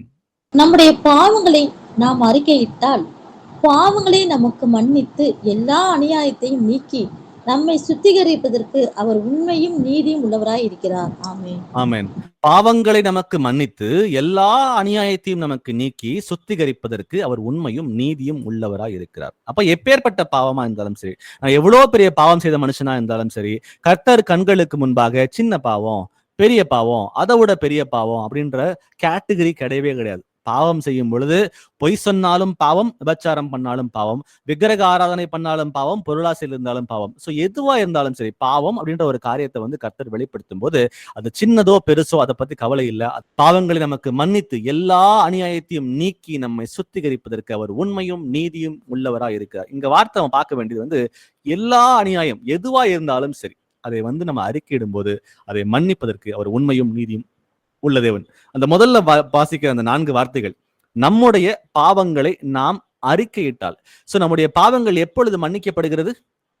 நம் பாவங்களை நாம் அறிக்கையிடும் போது மட்டும்தான். அது தெரிஞ்சும் கூட அதை வாயார நம்ம, ஏன்னா சில பேர் அது வெட்கப்படுறாங்க, எனக்குள்ள ஒரு பாவம் இருக்குன்னு தெரியுது, அந்த பாவத்தை சொல்றதுக்கு ஒரு வெட்கம், ஒரு கூச்சம், ஒரு சோம்பேறித்தனம், இந்த மாதிரி சில காரியங்களால இதெல்லாம் சொன்னா நமக்கு வந்து பாவம் மன்னிக்கப்படுமான்ற ஒரு ஆட்டிடியூட் கூட சில பேருக்கு இருக்குது. ஆனா ஆண்டவர் சொல்ற வார்த்தை உண்மை உள்ள வார்த்தை, அது ஜீவனுள்ள வார்த்தை, அது நாம் தேர்வதற்காக கர்த்தர் கொடுத்த வார்த்தை, அது நேற்றும் இன்றும் என்றும் மாறாத வார்த்தையாக இருக்கிறது. நாம் விசுவாசிக்கிற தேவன் வந்து உண்மை உள்ள தேவனாக இருக்கிறார். அப்ப அவர் சொன்னா அது சொன்னதுதான். அவர் சொல்ற காரியம் ரொம்ப தெளிவாக இருக்கிறது. நாம் பாவங்களை அறிக்கையிட்டால், அப்போ உங்களுக்கு ஏதாவது உணர்வு கர்த்தர் கொடுத்தார் அப்படின்னா அந்த பாவங்களை அறிக்கையிடுங்க. அது அறிக்கையிடுறது மாத்திரமல்ல, அதை விட்டு விடுகிறவன் எவனோ அவனே இரக்கம் பெறுவான் அப்படின்றத பார்க்கிறோம். யாக்கோபு 4 வசனம் 8 வாசிக்கலாம். ஜேம்ஸ் 4:8. தேவனிடத்தில் சேருங்கள், அப்பொழுது அவர் உங்களிடத்தில் சேருவார். பாவிகளே, உங்கள் கைகளை சுத்திகரியுங்கள், இருமனம் உள்ளவர்களே, உங்கள் இருதயங்களை பரிசுத்தமாக்குங்கள். ஆமென். ஆமென். தேவனிடத்தில் சேருங்கள். அப்ப நம்ம தேவன் கூட இல்லாம நம்ம உலகத்தோட சேர்ந்து ஒத்த வேஷம் தரிச்சுக்கிட்டு இந்த உலகத்தை போல வாழ்ந்து கொண்டிருந்தோம் அப்படின்னா நமக்கும் இந்த உலகத்துக்கு நமக்கும் ஆண்டவருக்கும் சம்பந்தமே இல்லைன்றதை பார்க்கிறோம். சோ தேவனிடத்தில் முதல்ல சேருங்கள். அப்போ கர்த்தரிடம் பக்கத்துல வரும் பொழுது அந்த கண்டிஷன் ஃபுல்ஃபில் ஆகும். அப்பொழுது அவர் உங்களிடத்தில் சேருவார். பாவிகளே, உங்கள் கைகளை சுத்திகரியுங்கள், இரு மனம் உள்ளவர்களே உங்கள் இருதயங்களை பரிசுத்தமாக்குங்கள் அப்படின்னு பார்க்கிறோம். அப்போ கர்த்தர் சொன்ன வார்த்தை உண்மை உள்ளது. நீ பாவத்தை அறிக்கையிடும் போது கண்டிப்பா நான் மன்னிக்கிறேன் அப்படின்றாரு. இல்ல மன்னிப்பாரா மன்னிக்க மாட்டாரா டைலமா நமக்கு தேவையே இல்லை. அவர் மனம் மாற மனு புத்திரன் அல்ல. அவர் சொன்னா அது சொன்னதுதான். அதனால நமக்குள்ள ஏதாவது ஒரு குறைகள் இருந்துச்சு அப்படின்னா அது தைரியமாக அவர்கிட்ட வந்து ஒப்பு கொடுக்கும் பொழுது அதை மன்னிக்கிற தேவன் தான் பார்க்கிறோம். அடுத்தது வியாதிகள் வந்து நமக்குள்ள இருக்கிறது. அந்த வியாதிகள் இருக்கும் பொழுது அதோட சேர்ந்து நம்ம வாழ ஆரம்பிச்சிட்டோம். சரி, இது சில பேர் என்ன சொல்றாங்கன்னா, இது கர்த்தர் எனக்கு கொடுத்த சிக்ஷையாக இருக்கிறது, அதனால நான் ஒத்துக்கிட்டு அதை சேர்ந்து வாழ ஆரம்பிச்சிட்டேன் சில பேர் சொல்றாங்க. சில பேர் சரி நமக்கு வந்து கொடுத்தது அவ்வளவுதான், அதனால வந்து நான் நிறைய ஜெபம் பண்ணிட்டேன், அந்த ஜெபம் பண்ணி கூட எனக்கு வந்து விடுதலை கிடைக்கவே இல்லை, அதனால அந்த வியாதி நான் சேர்ந்து வாழ ஆரம்பிச்சுன்னு சொல்லி சில பேர் என்ன பண்ணா அப்படியே வந்து ஒத்துட்டு வாழ ஆரம்பிச்சிடுறாங்க. ஆனா வசனம் என்ன சொல்லுதுன்னு பார்ப்போம். யோவான் 10:10 வாசிக்கலாம். ஜான் 10:10. திருடன் திருடவும் கொல்லவும் அழிக்கவும் வருகிறானே அன்றி வேறொன்றுக்கும் வரான். நானோ அவைகளுக்கு ஜீவன் உண்டாயிருக்கவும் அது பரிபூரணப்படவும் வந்தேன். ஆமென். திருடன் திருடவும் கொல்லவும் அழிக்கவும் அன்றி வேறொன்றுக்கும் வரான். பிசாசோட காரியம் என்ன அப்படின்னா, ஒரு மனுஷனுடைய குடும்பத்தை கெடுக்கணும், அவனை உடம்ப கெடுக்கணும், அவனுக்கு வியாதியை உண்டு பண்ணணும், அவனுக்கு நித்திய ஜீவனுக்குள்ள போக விடாம அவனை தடை செய்யணுன்றதுதான் பிசாசோட பூரணமான கிரியாக இருக்கிறது. ஆனா இயேசு கிறிஸ்து நமக்குள்ள வருகிறது எதுக்கு அப்படின்னா, நானும் அவைகளுக்கு ஜீவன் உண்டாயிருக்கவும், நமக்கு ஜீவனை கொடுக்கதான் கர்த்தர் வந்திருக்கிறார். நித்திய ஜீவனை அழிப்பேன் என்பதை கர்த்தர் நமக்கு செய்த வாக்குத்தத்தம். அது மறுமையில. ஆனா இம்மையிலும் கூட நம்ம யாரும் வியாதி இல்லாம சுகத்தோட இந்த பூமியில ஜீவனம் பண்றதுக்கு அதுக்காக மட்டும்தான் நம்ம ஆரம்பத்துல வாசனம் பாத்தீங்களா, 1 பேதுரு 2:24, நாம் பாவங்களுக்கு செத்து நீதிக்கு பிழைத்திருக்கும்படி அவர் தாமே தமது சரீரத்தில் நம்முடைய பாவங்களை சிலுவையின் மேல் சுமந்தார், அவருடைய தழும்புகளால் நாம் எல்லாரும் குணமானோம் அப்படின்னு பார்க்கிறோம். சுகத்தை கொடுத்துட்டார், ஆனா சுகத்தை சுதந்திரித்துக் கொள்ளாம இருக்கிறது காரணம் என்னன்னா, நம்முடைய பாவங்கள், நம் பாவங்களை அறிக்கையிடாமல் விட்டு விடுகிற தன்மைக்காக தான் இருக்குதுன்னு பார்க்கிறோம். அது மட்டும் இல்லாம இல்ல எனக்கு சுகம் கிடைக்காது அப்படின்ற தாங்களே ஒப்புக்கொண்டு அந்த வியாதியோட சேர்ந்து வாழ ஆரம்பிச்சிட்டாங்க. வாசிப்போம் சங்கீதம் 30:2. சாம்ஸ் 32.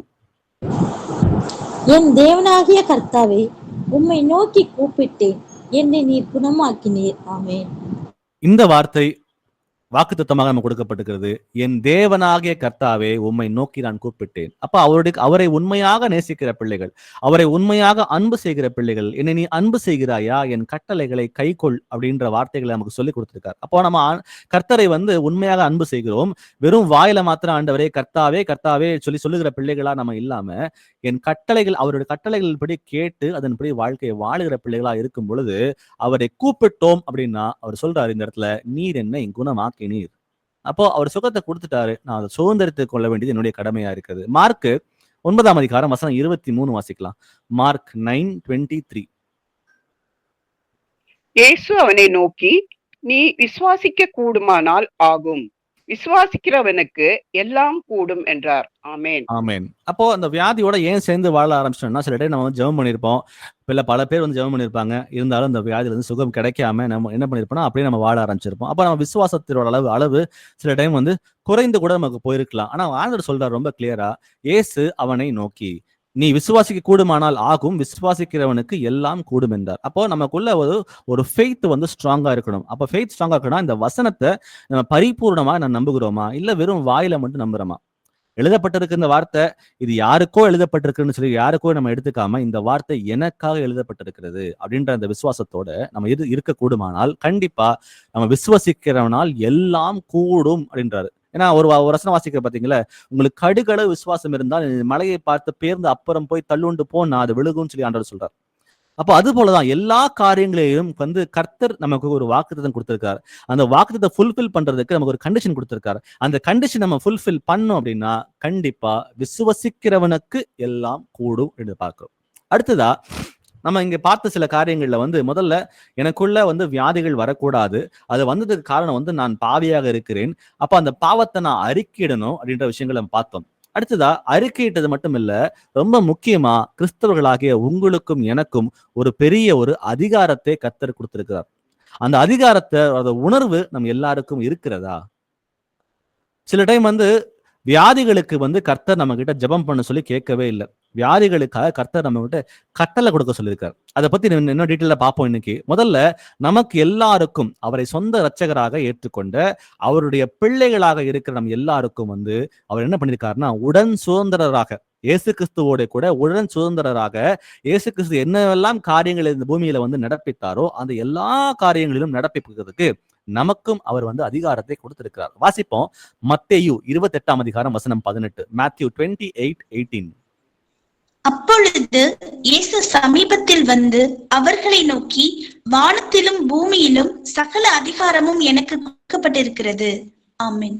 ஆமென். வானத்திலும் பூமியிலும் சகல அதிகாரமும் எனக்கு கொடுக்கப்பட்டிருக்கிறது. அப்போ இன்னைக்கு நம்ம இயேசு கிறிஸ்துவை சொந்த இரட்சகராக ஏற்றுக்கொண்டோம் அப்படின்னா அவர் என்ன பண்றாரு? அவருடைய பரிசுத்த ஆவியானவரை நமக்கு வந்து பரிபூர்ணமாக கொடுக்கிறார். நான் உங்களுக்குள்ளே வாசம் பண்ணி உங்களுக்குள்ளே உலாவி நான் உங்கள் பிதாவா இருப்பேன், நீங்கள் என்னுடைய பிள்ளைகளா இருப்பீர்கள் என்று வசனம் நமக்கு சொல்லிக் கொடுக்கிறது. அப்போ அப்பாவோட அத்தனை காரியமும் எனக்கு சொந்தம், அப்பாவுடையது என்னுடையது. அப்போ அவருக்கு என்ன அதிகாரம் இருக்கிறதோ அதே அதிகாரம் எனக்கும் கொடுக்கப்பட்டிருக்கிறது. அதுதான் இங்க வசனம் சொல்லுகிறது, வானத்திலும் பூமியிலும் சகல அதிகாரமும் எனக்கு கொடுக்கப்பட்டிருக்கிறது அப்படின்னா அது கர்த்தருக்கு இருக்கு அப்படின்னா அது எனக்கும் இந்த பூமியிலே கொடுக்கப்பட்டிருக்கிறதுன்றதை நம்ம எல்லாரும் புரிந்து கொள்ள வேண்டும். அதுக்குரிய வசனங்களை பார்ப்போம். லூக்கா 10ஆம் அதிகாரம் வசனம் 19. லூக் 10:19. இதோ சர்ப்பங்களையும் தேள்களையும் மிதிக்கவும் சத்துருவினுடைய சகல வல்லமையும் மேற்கொள்ளவும் உங்களுக்கு அதிகாரம் கொடுக்கிறேன், ஒன்றும் உங்களை சேதப்படுத்த மாட்டாது. ஆமென். ஆமென். ஆமென். சர்ப்பங்களையும் தேள்களையும் மிதிக்கவும், இது சாதாரண ஜந்துக்களை பத்தி ஆண்டவர் பேசல, பிசாசுடைய காரியங்களை பத்தி பேசுகிறார். வான மண்டலங்களில் உள்ள பொல்லாத ஆவிகளின் சேனைகளை வந்து எதிர்த்து நிற்பதற்காக உங்களுக்கும் எனக்கும் அவர் அதிகாரத்தை கொடுத்திருக்கிறார். வசனம் சொல்வது போல சர்ப்பங்களையும் தேள்களையும் மிதிக்கவும் சத்துருவினுடைய சகல வல்லமையும் 1 2 3 4 5 ஆண்டவர் சொல்லல, சகல வல்லமையும் மேற்கொள்ளவும் உங்களுக்கு அதிகாரம் கொடுக்கிறேன். அப்போ இயேசுவோட பிள்ளைகளுக்கு அவர் மத்தேயு 28:10-18 வந்து சகல அதிகாரமும் எனக்கு கொடுக்கப்பட்டு இருக்கிறது அப்படின்னு அவர் சொல்லுகிறார்.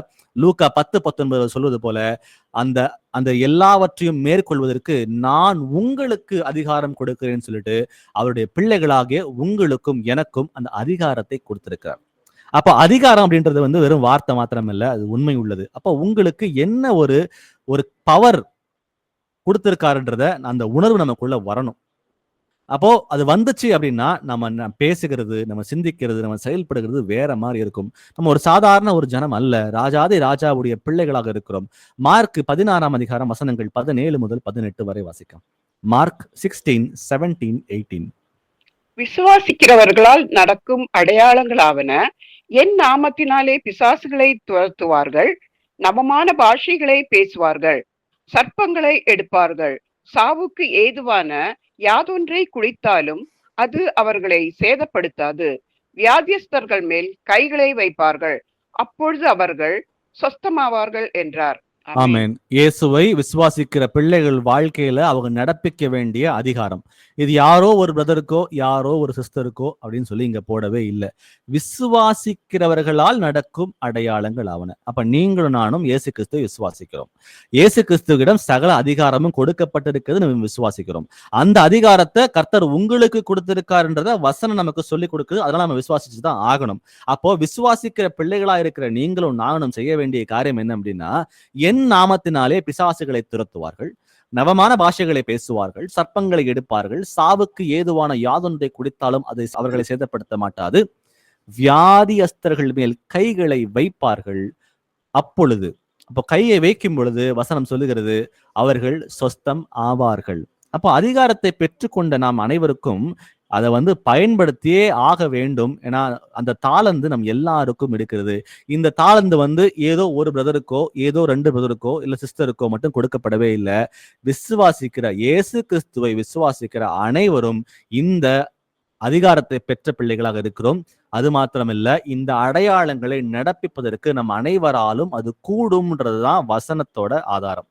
அதை நாம விசுவாசிக்கிறோமான்றத இங்க கேள்வியாக இருக்கிறது. யோவான் 14ஆம் அதிகாரம் வசனம் 13. ஜான் 14:13.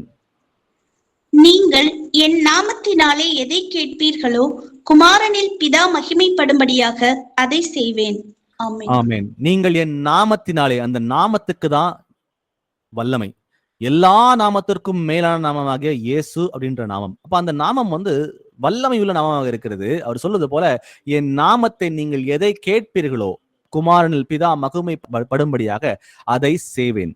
அப்போ நமக்கு அதிகாரம் இருக்கிறது. அந்த அதிகாரம் வந்து கர்த்தர் கொடுத்திருக்கிறார். அவருடைய வசனங்களை பயன்படுத்தும் பொழுது அங்க வல்லமை உண்டாகுகிறது.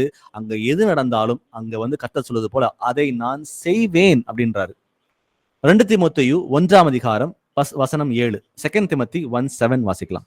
தேவன் நமக்கு பயமுள்ள ஆவியை கொடாமல் பலமும் அன்பும் தெளிந்த புத்தியுள்ள ஆவியை கொடுத்திருக்கிறார். ஆமென். சில டைம் வந்து வியாதிகளை சுகமாக்குறதோ இல்ல வந்து பிசாசுகளை துரத்துற காரியமா இருந்தாலும் சரி, நமக்குள்ள வந்து ஒரு சின்ன பயம் வருகிறது. இது நம்மால முடியாது அப்படின்ற மாதிரி சில டைம் வந்து பயங்கள் வருகிறது. அது மாத்திரமில்ல, அது பயமும் தாண்டி வந்து சரி நம்மால இதெல்லாம் செய்ய முடியாது அப்படின்ற மாதிரி ஒரு ஆட்டிடியூடும் வருகிறது. அந்த அவிசுவாசமும் உள்ள வருது. ஆனா வசனம் சொல்லுகிறது இங்க, பயத்தையும் அவிசுவாசத்தையும் நம்ம மேற்கொண்டே ஆக வேண்டும். ஏன்னா பயம் இருந்தாலும் பிசாசுகளை துரத்த முடியாது, வியாதிகளை சுகமாக்க முடியாது. 2வதாக நமக்கு வந்து அவிசுவாசம் இருந்தாலும் அதை நம்ம வந்து அதிகாரத்தை பயன்படுத்த முடியாது. வசனம் சொல்வது போல கர்த்தராகி இயேசு கிறிஸ்துவுடைய ஆவியானவர் நம்மோட கூட இருக்கிறார். அவர், நான் இப்ப திரும்பவும் சொல்றேன், நமக்கு வந்து அவருடைய அன்பு ஆழம் அகலம் நீளம் நம்ம யாருக்கும் தெரியாது. அவ்வளோ அன்புள்ள தேவன் வந்து வானத்துல இருந்து இறங்கி வந்தார்.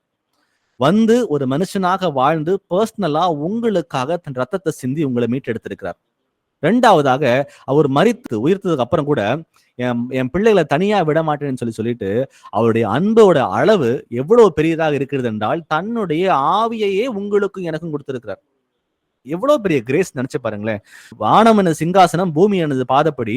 அவருடைய ஆவி வந்து இந்த பூமியை இந்த அண்ட சராசரத்தையும் கொள்ளாது. அந்த ஆவியானவர், அவ்வளவு வல்லமை படைத்த அந்த ஆவியானவருடைய ஆவி உங்களுக்குள்ளும் எனக்குள்ளும் இருக்கிறது. அது சாதாரண ஒரு ஆவி இல்ல, அது பலமும் அன்பும் தெளிந்த புத்தி உள்ள ஆவியாக இருக்கிறது அப்படின்னு பார்க்கிறோம். அப்ப அவர் நமக்கு பயமுள்ள ஆவியை கொடுக்கவே இல்லை. நம்ம எதை குறித்தும் பயப்பட தேவையே இல்லை. ஏன்னா ராஜாதி ராஜாவுடைய பரிசுத்த ஆவியானவர் உங்களோட கூட என்னோட கூட அவர் இருக்கிறார் அப்படின்றது அந்த விசுவாசம் எனக்குள்ள இருந்துச்சு அப்படின்னா கண்டிப்பா எதை குறித்தும் பயப்பட மாட்டேன். அப்ப எனக்குள்ள பயம் போயிடுச்சு அப்படின்னா கண்டிப்பா அவிசுவாசத்துக்கும் இடம் இருக்காது. வாசிக்கலாம் ஏசாயா 41:10. ஐசாயா 41:10.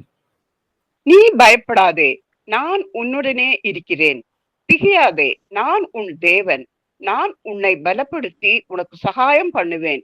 என் நீதியின் வலது கரத்தினால் உன்னை தாங்குவேன். ஆமென். ஆமென். கர்த்தருடைய சத்தத்தை கவனமாய் கேட்டு அவர் பார்வைகளுக்கு செம்மையானவர்களை செய்து அவர் கட்டளைகளுக்கு யாவையும் நியமங்கள் யாவையும் நாம் கை கொண்டால் அப்படின்னு பார்க்கிறோம். அப்போ இதெல்லாம் நம்ம கை கொண்டு அவருக்கு பிரியமாக நடக்கும் பொழுது கண்டிப்பா அவர் நம்மை ஒருபோதும் கைவிடுகிற தேவன் இல்லை. அப்போ நம்மோட அவர் என்னைக்குமே கூடவே இருக்கிறார். அவர் பரிசுத்த ஆவியானவர் நம்மோட கூட என்றுமே வாசம் செய்கிற தேவனாக இருக்கிறார். அப்ப அவர் சொல்றாரு, நீ பயப்படாதே, நான் உன்னோட கூட இருக்கிறேன். நீ திகையாதே, நான் உன் தேவன். நான் உன்னை பலப்படுத்தி உனக்கு சகாயம் பண்ணுவேன். என் நீதியின் வலகரத்தினால் உன்னை தாங்குவேன். இதெல்லாம் நமக்கு கொடுக்கப்பட்ட வாக்குத்தத்தம். அப்போ கர்த்தரே என் கூட இருக்கார். நான் அவருடைய பிரியமான பிள்ளையா இருக்கிறேன். அவருடைய வசனங்களுக்கு நான் கீழ்ப்படிய நான் ரொம்ப பிரயாசப்படுறேன். நான் மனுஷனாக இருந்து கூட நான் சில டைம் விழுந்துதான் போகிறேன். ஆனாலும் என்னுடைய பலவீனம் கர்த்தருக்கு தெரியும். அப்போ அந்த பலவீனத்துல நான் பாவம் செய்தாலும் கூட அந்த பாவத்திலிருந்து என்னை வந்து மீட்டெடுக்க அவர் எனக்கு ஆலோசனையை கொடுக்கிறார். எனக்கு வந்து என் மேல் அன்பாக இருந்து என்னை சிட்சித்து என்னை வழிநடத்துகிற தேவனா இருக்கும் பொழுது நான் ஏன் பயப்படணும்? நான் ஏன் வந்து திகைக்கணும்? அவர் என்னோட கூட இருந்து நான் பலப்படுத்துவேன்னு சொல்றாரு. என் நீதியின் வலகரத்தை அவனை தாங்குவேன்னு சொல்றாரு. அப்போ இந்த மாதிரி வாக்குத்தத்தங்கள் நமக்கு இருந்தும் கூட நம்ம வந்து சம்டைம்ஸ் என்ன நடக்குது அப்படின்னா அவிசுவாசத்தினாலும் பயத்தினாலும் நம்ம வந்து கர்த்தரை துக்கப்படுத்தி கொண்டிருக்கிறோம் பார்க்கிறோம்.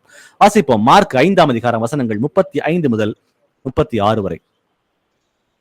அவர் இப்படி பேசிக் கொண்டிருக்கையில் ஜெப ஆலய தலைவனுடைய வீட்டிலிருந்து சிலர் வந்து, உம்முடைய குமாரத்தி மரித்து போனாள், இனி ஏன் போதகரை வருத்தப்படுத்துகிறீர் என்றார்கள். அவர்கள் சொன்ன வார்த்தையை இயேசு கேட்டவுடனே ஜெப ஆலய தலைவனை நோக்கி, பயப்படாதே, விசுவாசம் உள்ளவனாய் இரு என்று சொல்லி, ஆமென். ஆமென். அவர் இப்படி பேசிக் கொண்டிருக்கையில் ஜெப ஆலய தலைவனுடைய வீட்டுல இருந்து சிலர் வந்து, உம்முடைய குமாரத்தி மரித்து போனாள். அப்போ ஒருத்தவங்க செத்து போயிட்டாங்க அப்படின்னா தனக்குள்ள இருந்த மிஞ்சின அந்த கடைசியான அந்த ஒரு விசுவாசம் கூட, அந்த நம்பிக்கை கூட அது இழந்து போன அந்த தருணத்துல ஆண்டவர் பேசுறாரு. அவன் சொன்ன வார்த்தை இயேசு கேட்ட உடனே, யார் சொன்ன வார்த்தை? ஒருத்தன் கிளம்பி வரான். உன் மக செத்து போயிட்டா அப்படின்னு சொல்றதுக்கு ஒருத்தன் கிளம்பி வரான். அந்த வார்த்தையை இயேசு கேட்கிறாரு. கேட்ட உடனே ஆண்டவர் சொல்றது யாரு? அந்த மனுஷனை பார்த்து, பயப்படாத, விசுவாசம் உள்ளவனா இரு. என்கிட்ட வந்துட்டு இல்லப்பா, நான் சுகத்தை கொடுப்பேன்னு தெரியுமில்ல, உன் இருதயத்துல அவிசுவாசம்ன்ற அந்த விதையை மட்டும் நீ விதைச்சிடாத, நான் உன்னோட கூட இருக்கிறேன். அப்போ வியாதிகள் வந்து நமக்குள்ள வருகிறது, வியாதிகளுக்கு வந்து கர்த்தர் சுகத்தை கொடுத்திருக்கிறார். அதை பெற்றுக்கொள்ள நம்ம எல்லாரும் வந்து ஆசைப்படுறோம். ஆனா அந்த சுகத்தை பெற்றுக்கொள்ளாமல் தடையாக இருக்கிறது என்ன தெரியுங்களா? நம்முடைய அவிசுவாசம் தான். அதனால ரொம்ப கிளியர் ஆண்டவர் சொல்றாரு, அந்த வார்த்தை, அவர்கள் அந்த வார்த்தையை கேட்ட உடனே, அவர்கள் சொன்ன வார்த்தையை இயேசு கேட்ட உடனே ஜெப ஆலய தலைவனை நோக்கி அவன் ரியாக்ட் பண்றது கூட ஆண்டவர் டைம் கொடுத்திருக்க மாட்டார். அதான் வசனம் சொல்லுது, கேட்ட உடனே அப்படின்னு பாக்குறோம். அவன் வந்து சொல்றான், அந்த வார்த்தையில கேட்ட மாத்திரத்துல கர்த்தர் பயப்படாதப்பா, விசுவாசம் உள்ளவனா இரு அப்படின்னு சொல்லி அவனுக்கு ஆறுதல் சொல்றாரு. ஏன்னா அவன் இருதயத்துல கர்த்தர் சுகத்தை கொடுப்பாருன்னு தெரியும். ஆனா அவன் இருதயத்துக்குள்ள அவிசுவாசம் வந்துருச்சு அப்படின்னா அந்த சுகத்தை அவனால் பெற்றுக்கொள்ள முடியாது என்று கர்த்தர் அறிந்த காரணத்தினாலதான் அவர் இங்க சொல்றாரு, பயப்படாத, விசுவாசம் உள்ளவனா இரு. ஆனா இந்த சின்ன சின்ன வார்த்தைகள் வந்து நமக்கு வந்து ஒரு படிக்கும்பொழுது சாதாரண படிச்சுட்டு போயிடுவோம். ஆனா அதுல எவ்வளவு ஆழமான அர்த்தங்கள் இருக்குதுன்னு நம்ம புரிஞ்சுக்கிட்டா மட்டும்தான் நமக்கு ஒரு பிரச்சனை வரும் பொழுது இந்த வசனங்களை வந்து நம்ம கேடகமாக கொண்டு பிசாசோட தந்திரங்களை எதிர்த்து நம்மளால முடியும். ஏன்னா நமக்குள்ள அவிசுவாசத்தை கொண்டு வந்து, ஒரு பயத்தை கொண்டு வந்துதான் நம்மை அவன் மேற்கொள்ள வந்து அவன் வந்து பிளான் பண்றான். வாசிப்போம் யாக்கோபு 1:6, ஜேம்ஸ் 1:7. ஆனாலும் அவன் எவ்வளவு ஆகிலும் சந்தேகப்படாமல் விசுவாசத்தோடு கேட்க கடவன். சந்தேகப்படுகிறவன் காற்றினால் அடிபட்டு அலைகிற கடலின் அலைக்கு ஒப்பாய் இருக்கிறான். ஆமென். ஆமென். சோ ஆனாலும் அவன் எவ்வளவாகிலும் சந்தேகப்படாமல் விசுவாசத்தோடே கேட்க கடவன். ஏன்னா நீங்க சொல்ற இப்போ ஒண்ணும் இல்ல, ஒருத்தருக்கு வியாதி இருக்கு, நீங்க சுகத்தை வந்து கட்டளையிட நீங்க போறீங்க அப்படின்னா, நீங்க சொல்றதுனால அங்க பிசாசு அங்கிருந்து கிளம்பவே இல்லை. இயேசுவின் நாமத்துக்கு தான் வானோர் பூதலத்தோர் பூமியின் கீழான முழங்கால்கள் யாவும் மண்டியிடும் நம்ம எல்லாருக்கும் தெரியும். அப்போ அந்த நாமத்தை உச்சரிக்கும் பொழுது அந்த நாமம் வந்து கர்த்தருடைய வல்லமை எங்க கிரியை செய்கிறதே தவிர நம்ம சொல்றதுனால ஒண்ணும் கிடையாது. அப்போ கட்டளை கொடுத்தா பிசாசு கீழ் படியும். அது நீங்க சொல்றதுனால இல்ல, இயேசுவின் நாமத்துக்கு அது பயப்படுதுன்ற அந்த உணர்வு நமக்குள்ள வரும் பொழுது அந்த அவிசுவாசத்துக்கு அங்க இடமே இல்லை. கட்டளை கொடுத்தும் கூட நமக்குள்ள அவிசுவாசம் வந்துச்சு அப்படின்னா கண்டிப்பா நம்ம இரு மனம் உள்ள பிள்ளைகளா இருந்து காற்றினால் அடிக்கப்பட்டு அலைகிற கடலின் அலைக்கு ஒப்பா இருப்பான். அப்போ வந்து இங்கேயும் அங்கேயும் டூ அண்ட் ஃப்ரோ போக வேண்டிய சூழ்நிலையா இருக்குமே தவிர கண்டிப்பா நம்மால அந்த சுதந்திரத்தை பெற்றுக்கொள்ள முடியவே முடியாது. சுகத்தை நாம் சுதந்திரித்துக் கொள்ள வேண்டும். அது நமக்காக கொடுக்கப்பட்டிருக்கிறது. அவருடைய உடம்பு கிழிக்கப்பட்டது இதுக்காக மாத்திரம்தான்ற அந்த உணர்வு நமக்குள்ள பரிபூர்ணமாக வந்துச்சு அப்படின்னா அதை நம்ம சுதந்திரித்துக் கொள்ளணும். வாசிக்கலாம் ஏசாயா 53:5. ஏசாயா 53:5. நம்முடைய மீறுதலின் நிமித்தம் அவர் காயப்பட்டு நம்முடைய அக்கிரமங்களின் நிமித்தம் அவர் நொறுக்கப்பட்டார். நமக்கு சமாதானத்தை உண்டு பண்ணும் ஆக்கினை அவர் மேல் வந்தது. அவருடைய தழும்புகளால் குணமாகிறோம். ஆமென். ஆமென்.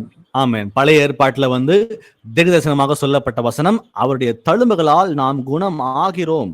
எப்போ ஃபியூச்சர்ல நம்ம ஆகிறோம் சொல்லி போடப்பட்டிருக்கு.